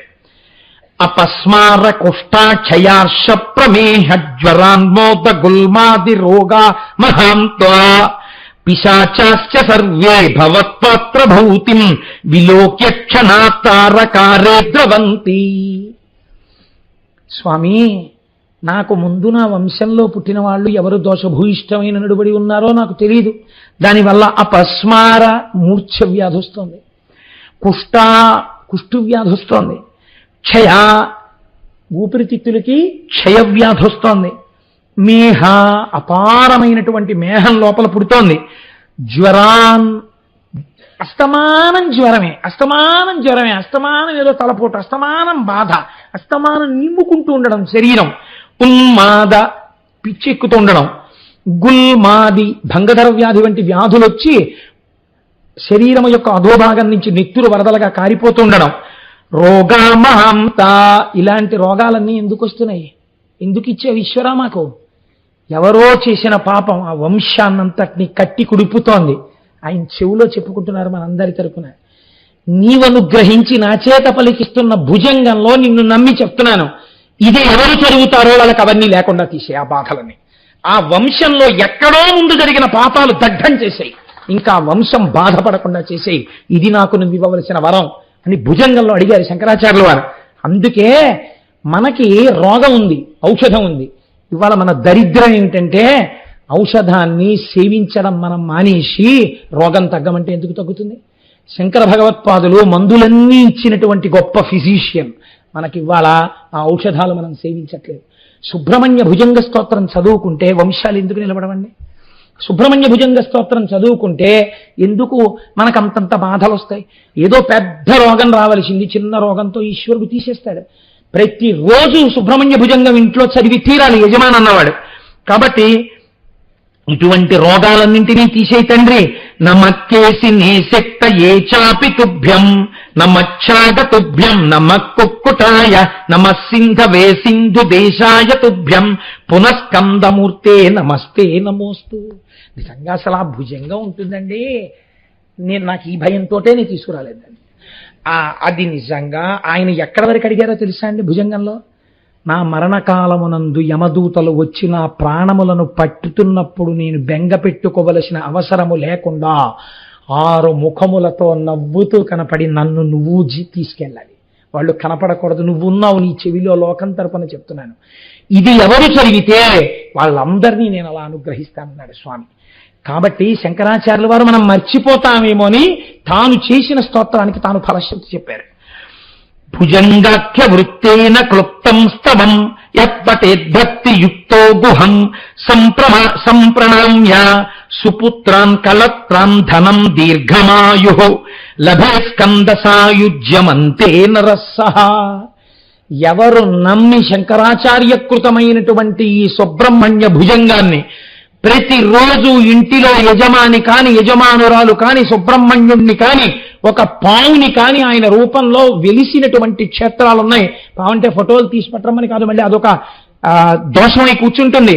ఒక మల్లవర క్షేత్రంలో వెలిసినటువంటి ఫోటో ఉంది.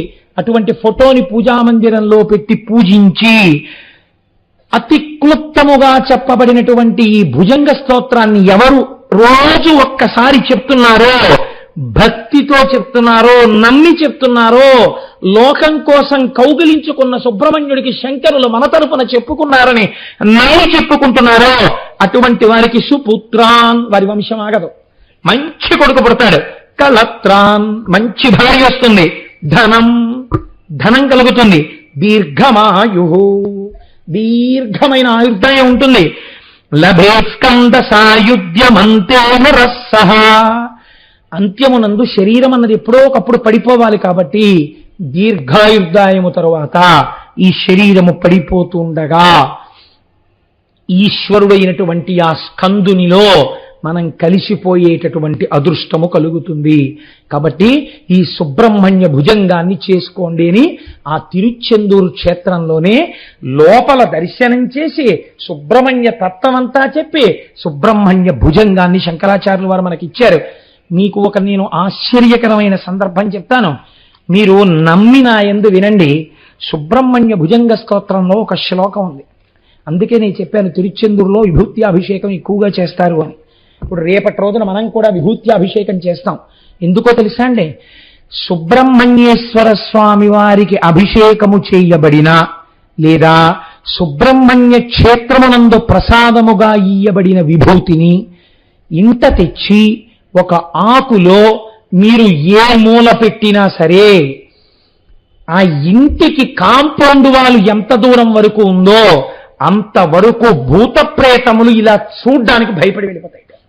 అంత శక్తివంతం సుబ్రహ్మణ్య భుజంగంలో శంకరాచార్యులు వారు చెప్పారు. పిల్లలకి అనారోగ్యం వస్తే రక్ష సుబ్రహ్మణ్యుడి యొక్క విభూతి ఇంట్లో ఉంటే కాస్త రోజు పిల్లలకి చక్కగా 3 గీతలు పోనీ అలా పెట్టుకోవడానికి మాకు మొహమాటం అండి. అంటే కనపడకుండా పోనీ 3 విభూతి రేఖలు పెట్టడం అలవాటు చేసినా చక్కగా పిల్లలకి మంచి ఆలోచనలు వచ్చి సుబ్రహ్మణ్య భక్తులై వాళ్ళు వంశానికి కీర్తి తీసుకొస్తారు. ఆ విభూతి అంత గొప్పది. కాబట్టి అటువంటి సుబ్రహ్మణ్య స్తోత్రాన్ని మనకి మహానుభావుడు శంకర భగవత్పాదాచార్య స్వామి వారు తిరుచెందూరు క్షేత్రంలోనే ఇచ్చారు. అలాగే పళని అని ఒక క్షేత్రం, ఈ పళని అన్న క్షేత్రంలోనే ఈ కావడి ఉత్సవం ప్రారంభమైందండి లోకంలో. అప్పటి వరకు ఈ కావడి ఉత్సవం లేదు. ఈ కావడి ఉత్సవం దేని వల్ల వచ్చింది అంటే ఒక ఆశ్చర్యకరమైనటువంటి సంఘటన ఒకటి జరిగింది. పూర్వకాలంలో దేవదానవ యుద్ధం జరిగినప్పుడు రాక్షసులు చాలా మంది నిహతులైపోయారు. అందులో ఇడుంబుడు అనబడేటటువంటి ఒక రాక్షసుడు మాత్రం అగస్త్య మహర్షి యొక్క పాదాలు పట్టుకున్నాడు. అగస్త్య మహర్షికి ద్రవిడ వ్యాకరణం సుబ్రహ్మణ్యేశ్వర స్వామి వారే నేర్పారు. కాబట్టి సుబ్రహ్మణ్యుడు గురువు అగస్త్యుడికి. కాబట్టి ఈ ఇడుంబుడు అగస్త్యుడి కాళ్ళు పట్టుకుంటే అగస్త్య మహర్షి సంతోషించారు. వీడిలో ఉండిపోయిన కొద్ది రాక్షస భావాల్ని తీసేయాలి అనుకున్నారు. సాధారణంగా ఏం చేస్తారంటే తన వల్ల కాని పని ఎవరికి అప్పచెప్తారండి? తన గురువుకి అప్పచెప్తారు. గురువుగారి దగ్గరికి ఒకసారి పంపిస్తే గురువుగారు ఏం చేస్తారు? వీడిలో ఉన్న ఈ మిగిలిన మాలిన్యం కూడా తీసేస్తారు. ఇప్పుడు ఈయన్ని చంపేయడం కాదు, బాగు చేయాలి. కాబట్టి అగస్త్యుడు ఏం ఆలోచించాడంటే, వీడిలో ఇంకా కొద్దిగా ఆసురీ ప్రవృత్తి ఉంది, నా దగ్గర ఉన్న మారట్లేదు. లోకములన్నిటికీ గురు పరంపర ఎక్కడ ప్రారంభం? సదాశివ సమారంభాం శంకరాచార్య మధ్యమాం. కాబట్టి శంకరుడి దగ్గరికి పంపుతాను అని, ఒరే నువ్వు ఒక్కసారి ఆ కైలాస పర్వతం దగ్గరికి వెళ్ళు. అక్కడ శివగిరి సత్యగిరి అనబడేటటువంటి 2 కొండలు ఉన్నాయి. దాన్ని శక్తిగిరి అని కూడా అంటుంటారు. ఆ 2 కొండలు నేను కైలాసం నుంచి వచ్చినప్పుడు తీసుకొద్దాం అనుకున్నాను, కానీ కుదరలేదు. నువ్వు ఒక కావిడి పట్టుకెళ్ళి ఈ 2 కొండల్ని 2 కావిడి తట్టల్లో పెట్టుకుని నువ్వు తీసుకుని రారా నేనున్న చోటికి అన్నారు.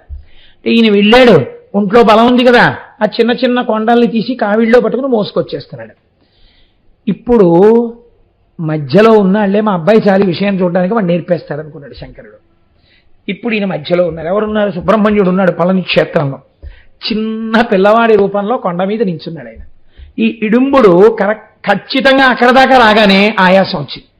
ఆయన ఉట్టెక్కడ కిందకి దింపి ఆ కావిడెక్కడ దింపి కాసేపు సేద తీరాడు.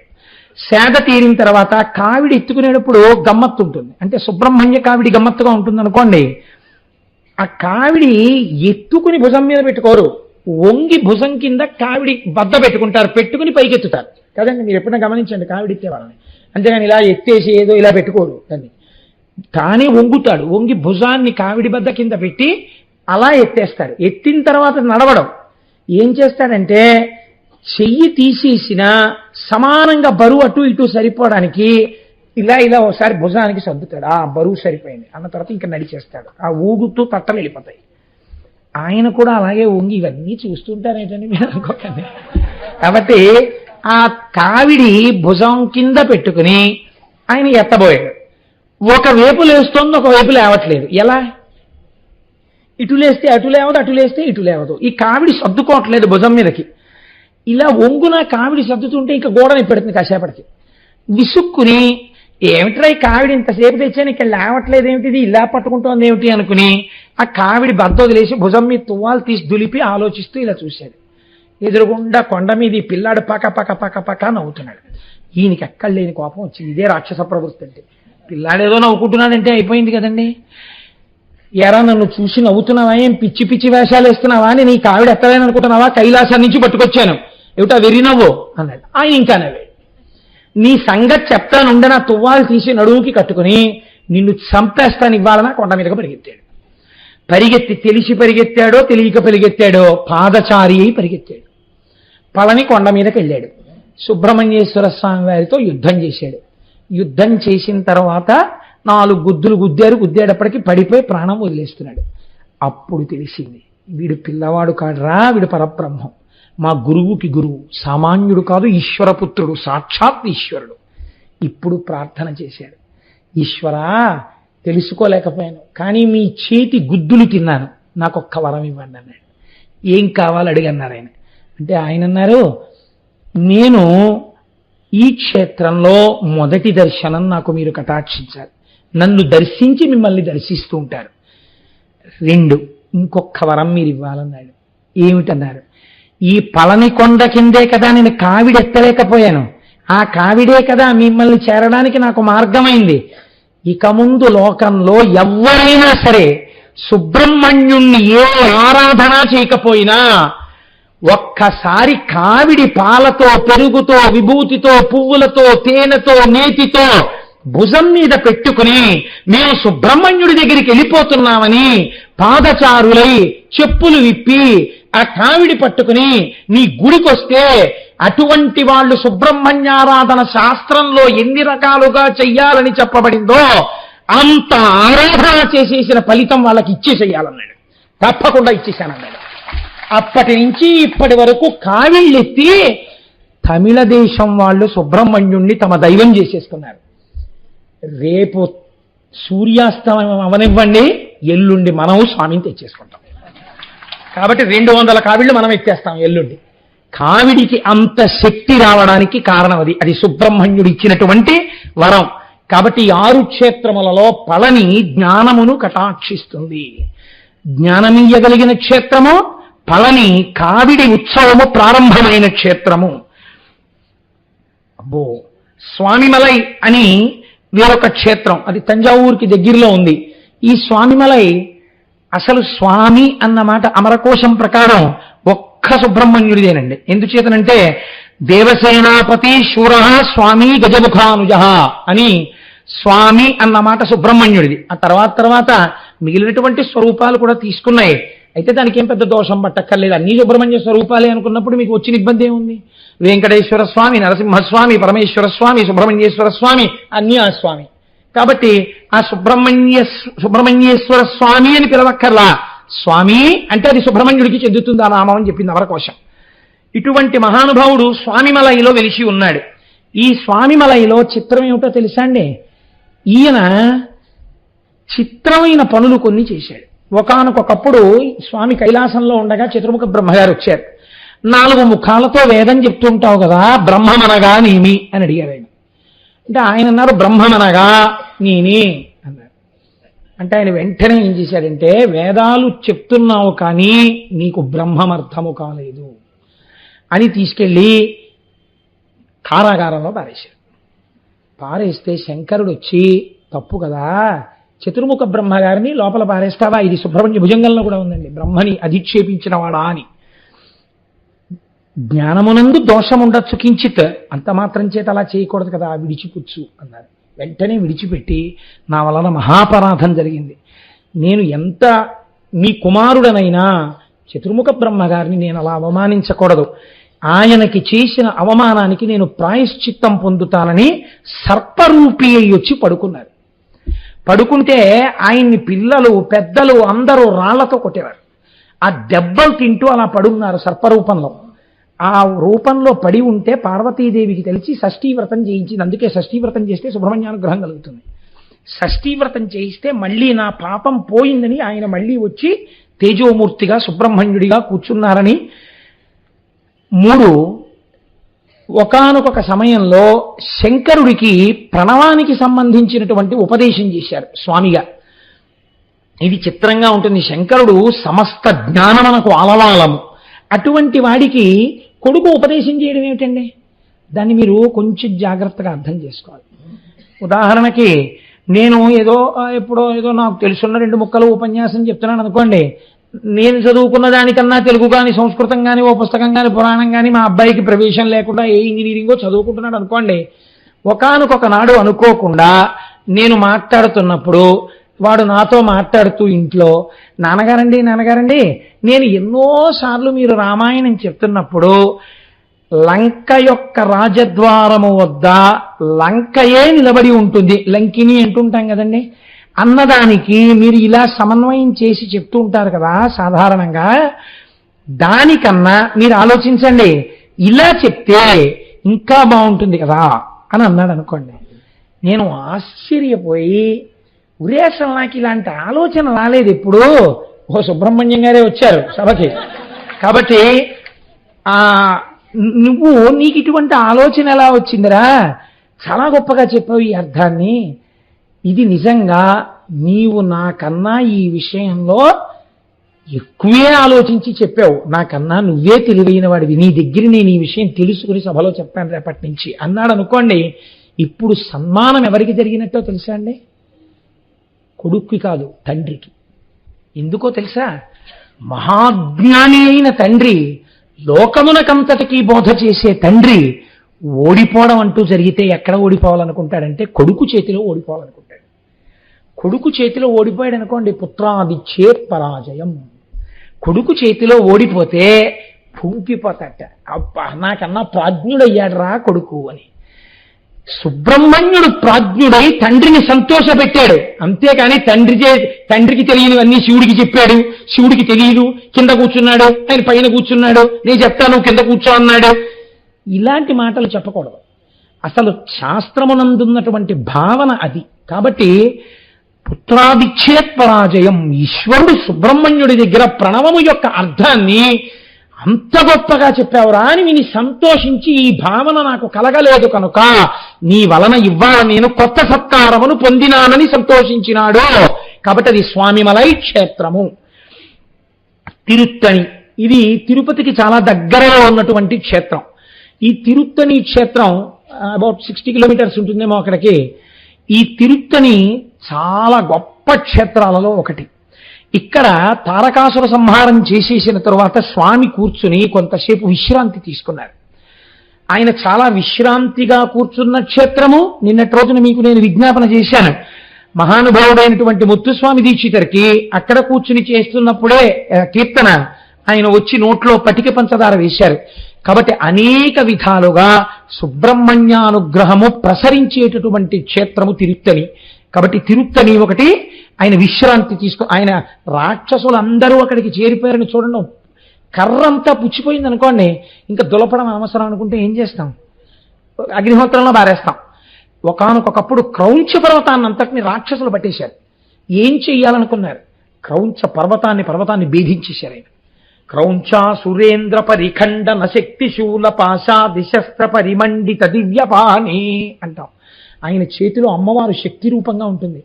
రాక్షస సంహారం నుంచి ఇక్కడ మంచి గుణాల వరకు, మీరు తిన్నది జీర్ణం అవడం దగ్గర నుంచి మీరు చేసే పనులకు కావలసిన శక్తి వరకు సుబ్రహ్మణ్యుడి చేతిలో శూలము ద్వారా మీకు అనుగ్రహింపబడుతుంది. కాబట్టి ఆ చేతిలో ఉన్న శూలం అంత గొప్పది.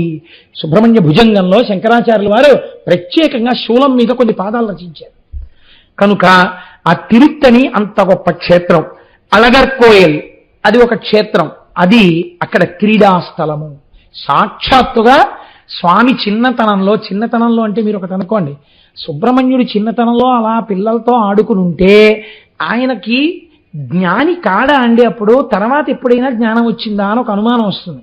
మీరు ఒక్కటి గుర్తుపెట్టుకోండి, రమణ మహర్షి దర్శనం కోసమని చాలామంది పెద్దలు కలిసి వెళ్ళారు. ఒకసారి వెళ్ళి వాళ్ళందరూ ఏదో పళ్ళబొట్టలు అవి ఇవి స్వీట్లు అన్నీ పట్టుకుని రమణ మహర్షి దగ్గరికి ఎడుతుంటే చూశారు కొండ ఎక్కుతున్నప్పుడు. ఓహో, వీళ్ళు మన దగ్గరికే వచ్చేస్తున్నారేమో అనుకున్నారు.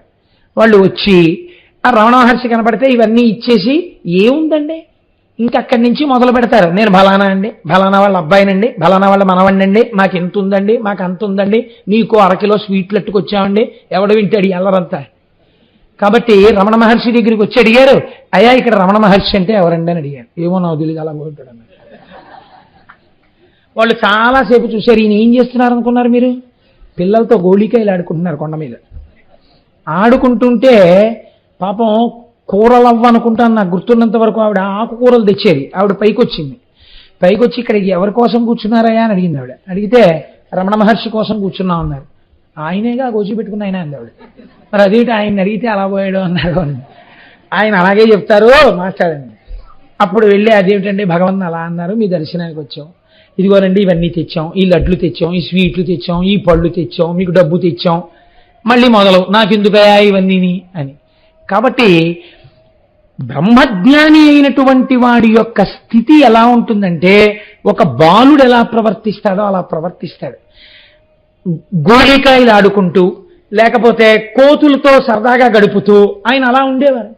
కాబట్టి పుట్టుకతో బ్రహ్మజ్ఞాని అయిన సుబ్రహ్మణ్యుడు ఒకరికి ఆయన చేష్టితములకు అందకుండా ఆడుకున్న కొండ అళగర్కోయల్. అంటే ఇప్పుడు ఏమైంది? ఆ కొండ ప్రతి చోటు స్వామి పాద స్పర్శ చేత పునీతం అయిపోయింది. అటువంటి అళగర్కోయల్ అనబడేటటువంటి క్రీడాస్థలం మనకి ప్రత్యేకించి ఆంధ్రదేశంలో ఒకటి విజయవాడలో ఇంద్రకీలాద్రి మీద సుబ్రహ్మణ్యేశ్వరుడు ఉన్నాడు. మనకి వచ్చిన ప్రారంభం ఏమిటంటే, మనం ఎక్కడికి వెడితే అక్కడ ప్రధానమూర్తి ఎవరో ఆయన్ని చూసి వెళ్ళిపోతుంటాం. అసలు ఫలితమే తగ్గిపోతుంది. విజయవాడ వెళ్ళారనుకోండి, కనకదుర్గమ్మ గుళ్ళోకి వెళ్ళడం అంతే, బయటకు వచ్చేయడం. అసలు అలా వెళ్ళకూడదు, అన్నీ చూసి రావాలి. ప్రధానంగా చూడవలసిన దానిలో సుబ్రహ్మణ్యేశ్వరుని యొక్క గుడి ఒకటి చూడాలి.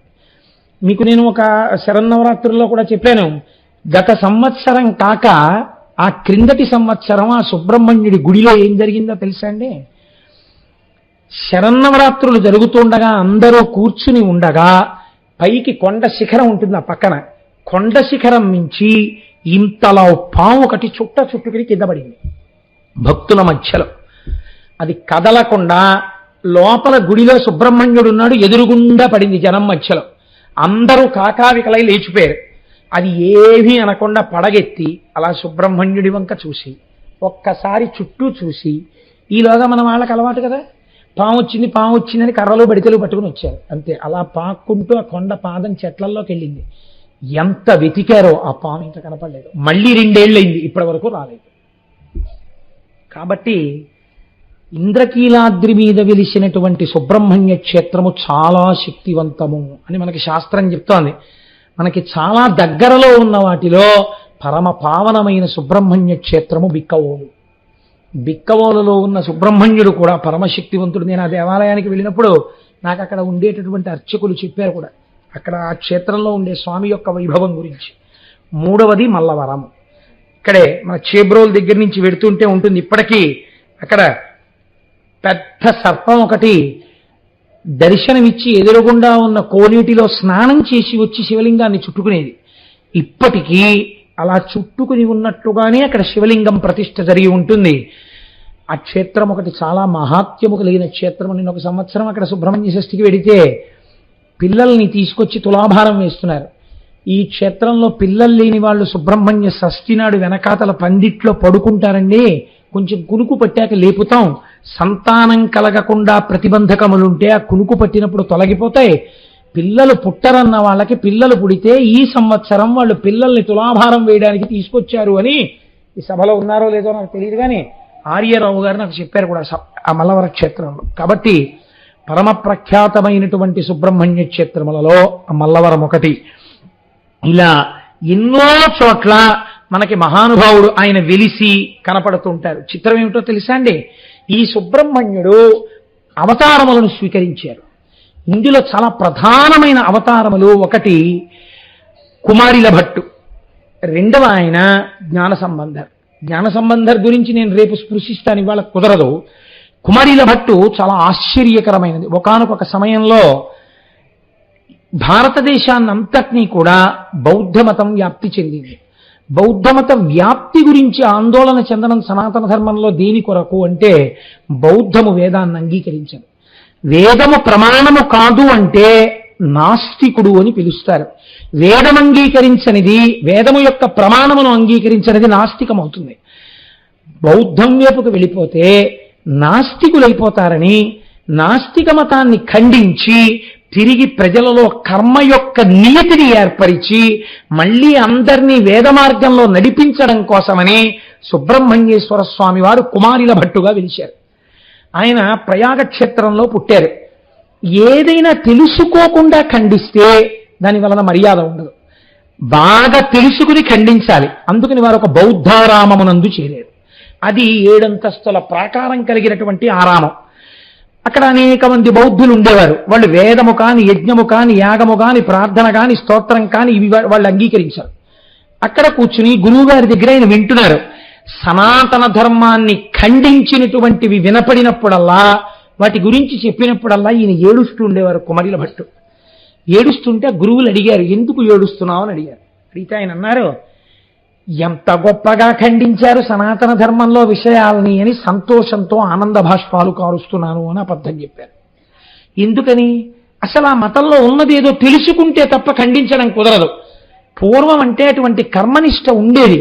ఇప్పుడు 4 శ్లోకాలు 2 పద్యాలు చదవడం రాకపోయినా, అసలు అవతల మతంలో గొప్పతనం ఏముందో తెలియకపోయినా, అవతల మతానికి ఉన్న ప్రస్థానత్రయం అంటే ఏమిటో తెలియకపోయినా అవతల మతం మీద దుమ్మెత్తి పోసేయచ్చు.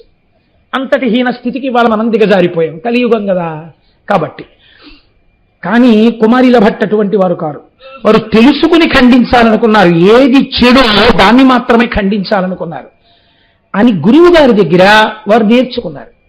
బాగా నేర్చుకున్న తర్వాత శిష్యులు గురువులు కనిపెట్టారు, ఈయన బౌద్ధుడు కాడు, ఈయన బ్రాహ్మణుడు, ఈయన సనాతన ధర్మమునందు మక్కువ ఉన్నవాడు, వేదం అంటే చాలా ప్రీతి కలిగినవాడు, ఈయన కేవలం మన మతం గురించి తెలుసుకోవడానికి మనలో చేరాడు. కాబట్టి ఇవ్వాలో రేపో కుశాగ్ర బుద్ధి కనుక మనతో వాదనకి దిగుతాడు. అప్పుడు మనం ఈయన్ని తట్టుకోవడం కష్టం. కాబట్టి ఆయన ఈ స్థితిని పొందకముందే ఈయన్ని చంపేస్తే గొడవ వదిలిపోతుంది అనుకున్నాడు. మాటలలో పెట్టి మాట్లాడుతూ 7వ అంతస్తుకి తీసుకెళ్లారు. తీసుకెళ్లి ఒక కిటికీ దగ్గర నిలబెట్టి ఆయనతో మాట్లాడుతూ మిగిలిన వారు వెనక నుంచి వచ్చి ఆ 2 కాళ్ళు ఎత్తేసి ఆయన పైనుంచి కిందకి తోసేశారు. తోసేస్తే కుమారిల భట్టు ఆ 7వ అంతస్తు నుంచి కింద పడిపోతున్నారు. కింద పడిపోతూ ఆయన శ్లోకం చెప్పారు. పతం పతం సౌధతలాన్యరోహం యది ప్రమాణం శ్రుతయో భవంతి జీవేయమస్మిన్ పతితో సమస్తలే మజ్జీవనే తచ్ఛృతిమాన్యతాగతి అన్నారు. వేదమే ప్రమాణమైతే, సనాతన ధర్మము సత్యమైతే, వేదములో చెప్పబడినవన్నీ సత్యములే అయితే, అది అనుష్ఠించవలసిన మతమైతే, నేను కింద పడినప్పుడు మరణించకుందునుగాక అంటూ పైనుంచి కింద పడిపోయారు. కింద పడిపోయారు కానీ 7 అంతస్తుల నుంచి ఆయనకి ఏమీ అవ్వలేదు. కానీ కంట్లో రాయి గుచ్చుకుని నెత్తురు వచ్చింది. ఆయన వెంటనే వేదమాతని ప్రార్థన చేసి అన్నారు, నువ్వు ప్రమాణమైతే నేను మరణించకూడదన్నాను, నేను మరణించలేదు, బతికాను, నువ్వు ప్రమాణమని నిరూపించావు, చాలా సంతోషం. కానీ ఈ రాయి నా కంట్లో ఎందుకు గుచ్చుకోవాలి అని అడిగారు. మనకి పురాణాల్లో అశరీరవాణి పలికింది, అశరీరవాణి పలికింది అంటారు. అశరీరవాణి అంటే వేదం. ఇప్పుడు వేదము అశరీరవాణి అయి పలికింది. ఎలా పలికింది? వేదము మనకి ప్రమాణం అండి. వేదం ఎలా పలుకుతోంది? వేదంలో ఉన్నాయన్నీ. ఈ వేదము మొట్టమొదట ఈశ్వరుడు చెప్పాడు. ఎవరికి చెప్పాడు? ఋషులకు చెప్పాడు. ఎలా చెప్పాడు? ఏ రూపము లేకుండా వారికి వినపడేటట్టుగా వారి చెవిలో చెప్పాడు.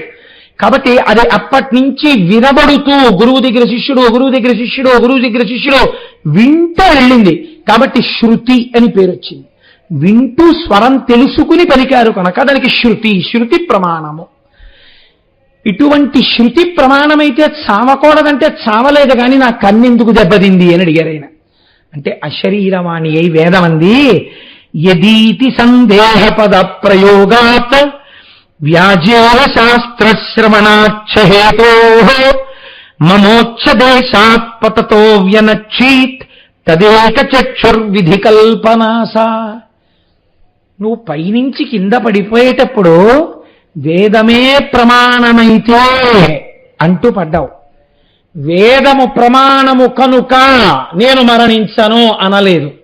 చిన్న అనుమానం పెట్టుకున్నావు, చిన్న అనుమానముతో పడ్డావు కనుక ఆ చిన్న అనుమానము నీ శ్లోకమునందు ఉండరాదు. యదీతి, యది అన్న మాట నీ శ్లోకంలో ఉంది, అందుకని బతికావు. కంట్లో రాయి గుచ్చుకుంది అంటే వేదం చదువుకున్నవాడు వేదమునందు అంత పూనికతో, అంత నమ్మకంతో ఉండాలి. ఇప్పుడు కుమారిల భట్టుకి కంటికి దెబ్బ తగిలింది, కానీ వేదము ప్రమాణమైంది. అప్పటి నుంచి అందరూ మళ్ళీ కర్మానుష్ఠానము, యజ్ఞము, యాగము, దానము ఇవన్నీ మొదలుపెట్టారు. కానీ శంకర భగవత్పాదుల యొక్క అంశ కుమారిల భట్టు కన్నా పై స్థాయిది. ఎందుకో తెలుసా అండి? వీళ్ళకి కర్మయందు ఏమవుతుందంటే కొంచెం కోరిక ఉండడం, లేకపోతే కోరిక తీరకపోతే కోపం రావడం, ఇలాంటివి ఉంటాయి. అందుకే చూడండి, ఇంత కుమారిల భట్టు కూడా కర్మని నిలబెట్టవలసి వస్తే, ముందు కర్మ నిలబెడితే కదండి వెనక జ్ఞానం. అందుకని కర్మ నిలబెట్టవలసి వచ్చింది. కర్మ నిలబెట్టవలసి వస్తే అప్పుడప్పుడు కళ్ళమ్మట నీళ్ళు వచ్చాయి. అదే శంకరాచార్యులు వారు అనుకోండి, జ్ఞానంలో ఉంటారు, బ్రహ్మజ్ఞాని. తలకాయ ఇచ్చేస్తారా అని కాపాలి అడిగితే తీసుకుపోంటారు. అందుకే బ్రహ్మజ్ఞాని స్థాయి ఈశ్వరుడు కూడా పొంగిపోతాడు. బ్రహ్మజ్ఞాని కన్నా గొప్ప స్థాయి ఇంకా సనాతన ధర్మమునందు లేదు. కాబట్టి ఇప్పుడు ఏమైంది? ఈ కుమారిల భట్టు దగ్గరికి వచ్చి కర్మ గురించి మీరు వ్యాప్తి చేశారు కనుక జ్ఞాన మార్గము గొప్పది అని చెప్పడానికి శంకరాచార్యుల వారు కుమారిల భట్టు దగ్గరికి వచ్చారు. కానీ అప్పటికి కుమారిల భట్టు తుషాగ్ని ప్రవేశం చేసేశారు. తుషాగ్ని అంటే పెద్ద ఊక రాశి పోసుకుని ఆ ఊకని అంటిస్తారు. అంటిస్తే ఈ ఊకకుండే లక్షణం ఏంటంటే అది గబగబా కాలిపోదు. మంటలు వచ్చేసాయి అనుకోండి, అందులో ఏదో శరీరం 10 నిమిషాలు 15 నిమిషాల్లో బాధపడిపోతుంది. కానీ తుషాగ్ని ఏం చేస్తుందంటే మెల్లిమెల్లిగా సెగంటుకుంటూ వస్తుంది. కింద నుంచి ముందు వేడి కొడుతుంది, సెగ కొడుతుంది, ఒళ్ళు ఉడికిపోతుంది, తర్వాత కిందకు వస్తుంది. ఆ తర్వాత ఈ తొడలు, మోకాళ్ళు, పాదాలు అన్నీ కాలిపోతుంటాయి. ఎంత కాలిపోతుంటే బూదిలోకి అలా దిగిపోతుంటాడు, ఎంత దిగిపోతుంటే అంత కాలుస్తూ ఉంటుంది. కాల్చి కాల్చి కాల్చి కాల్చి చివరికి ప్రధానమైన అవయవములైనటువంటి గుండె మొదలైనవి కాలిపోయేంత వరకు ఆ ఒళ్ళు కాలిపోతున్న బాధ అనుభవించవలసింది. కాబట్టి కింద నుంచి పైకి కాలుస్తూనే ఉంటుంది. కదలకుండా కూర్చుని తుషాగ్నిలో ఆయన కాలిపోతున్నారు వాళ్ళు. అప్పుడు వచ్చారు శంకరాచార్యులు వారు. అరే రే, మీరు ఎందుకు ఇలా కాలిపోతున్నారు? ఎందుకు ఈ పని చేయవలసి వచ్చింది, నేను కర్మ మార్గం గురించి జ్ఞాన మార్గంలోకి తిప్పడానికి వచ్చానని చెప్పారు. అంటే ఆయన అన్నారు, నేను తెలిసి చేసినా తెలియక చేసినా గురువుల పట్ల అపచారం చేశాను. బౌద్ధము సనాతన ధర్మమును అంగీకరించని నాస్తిక మతం కావచ్చు, కానీ ఇప్పుడు నేను సనాతన ధర్మ ప్రచారం కోసం బౌద్ధ మతంలో ఉన్న రహస్యాలు తెలుసుకోవడం కోసం గురువుల దగ్గర శిష్యుడిగా చేరి నేర్చుకునేటప్పుడు దాన్ని ఖండించడానికి నేర్చుకున్నాను. ఇలా గురువు దగ్గర వినకూడదు కనుక అలా విన్నాను కనుక దానికి సరి అయినటువంటి ప్రాయశ్చిత్తం తుషాగ్నిలో కాలిపోవాలి శరీరం, అందుకని దీన్ని ఇలా కాల్చేస్తున్నాను. ఎంతటి మహాత్ముడో చూడండి. కర్మనిష్టతో ఉన్నవారు కాబట్టి ఆ కర్మనిష్టకే శరీరాన్ని వదిలేశారు. అగ్నిభౌహు సుబ్రహ్మణ్యేశ్వర స్వామి అవతారాలన్నీ కూడా అగ్ని ఎందే పర్యవసిస్తాయి. అందుకే అగ్నిహోత్రంలోకే తుషాగ్నిలోకి కుమారిల భట్టు వెళ్ళిపోయారు. వెళ్ళిపోతూ ఒక మాట చెప్పారు, నా శిష్యుడు మండనమిశ్రుడు ఉన్నాడు, ఆయనతో వాదించి ఓడించు, లోకమంతా కర్మ మార్గంలోంచి జ్ఞాన మార్గంలోకి ఎడుతుందన్నారు. అప్పుడు శంకరాచార్యుల వారు యోగ మార్గంలో వెళ్ళి తద్దినం పెడుతున్న మండనమిశ్రుడి ఇంట్లో పైనుంచి దిగిపోయారు. సరే, అది వేరు విషయం అనుకోండి శంకర విజయాల్లో. ఇప్పుడు చిత్రం ఏం జరిగింది అంటే, మీకు అంతక పూర్వం వరకు పూజలు చేస్తే మీరు ఏ పూజ చేస్తున్నారో ఆ పూజలో ఆ స్వామి యొక్క పేరు చెప్పి ప్రీత్యర్థం అన్న మాట లేదు సంకల్పంలో. ఇది చెప్పకుండా పూజ చేసేవారు. శంకరాచార్యుల వారు మండనమిశ్రుణ్ణి గెలిచిన తరువాత కర్మభాగమునందు ఓ కొత్త విషయం కలిసింది. ఏమిటో తెలుసా అండి? మీరేది చేసినా ఉమామహేశ్వర ప్రీత్యర్థం ఏకవారాభిషేకం కరిష్యే అని నీళ్లు ముట్టుకుంటారు. ఎందుకు చేస్తున్నాను? ఈశ్వరానుగ్రహము కొరకు చేస్తున్నాను. ఈ కర్మ చేస్తే ఈ ఫలితం వచ్చేస్తుందని కాదు, ఈ కర్మకి ఫలితం ప్రీతి చెందిన ఈశ్వరుడు నాకు ఇవ్వాలి, ఈశ్వరముఖంగా ఫలితం రావాలన్న జ్ఞానాన్ని అంకురింపచేయడానికి సంకల్పాన్ని శంకరాచార్యుల వారే మార్చారు. అక్కడ మండనమిశ్రుడు ఓడిపోయిన తర్వాతే అలా మారింది అప్పటి నుంచి. కనుక తుషాగ్ని ప్రవేశం చేసినటువంటి గొప్ప అవతారం కుమారిల భట్టు యొక్క అవతారం. ఆయన అవతారం రాబట్టే మనకి సనాతన ధర్మము మళ్ళీ నిలబడేటటువంటి అవకాశము ఈ లోకమునందు కలిగినది. అంతటి మహోత్కృష్టమైనటువంటి అవతారము కుమారిల భట్టు యొక్క అవతారం.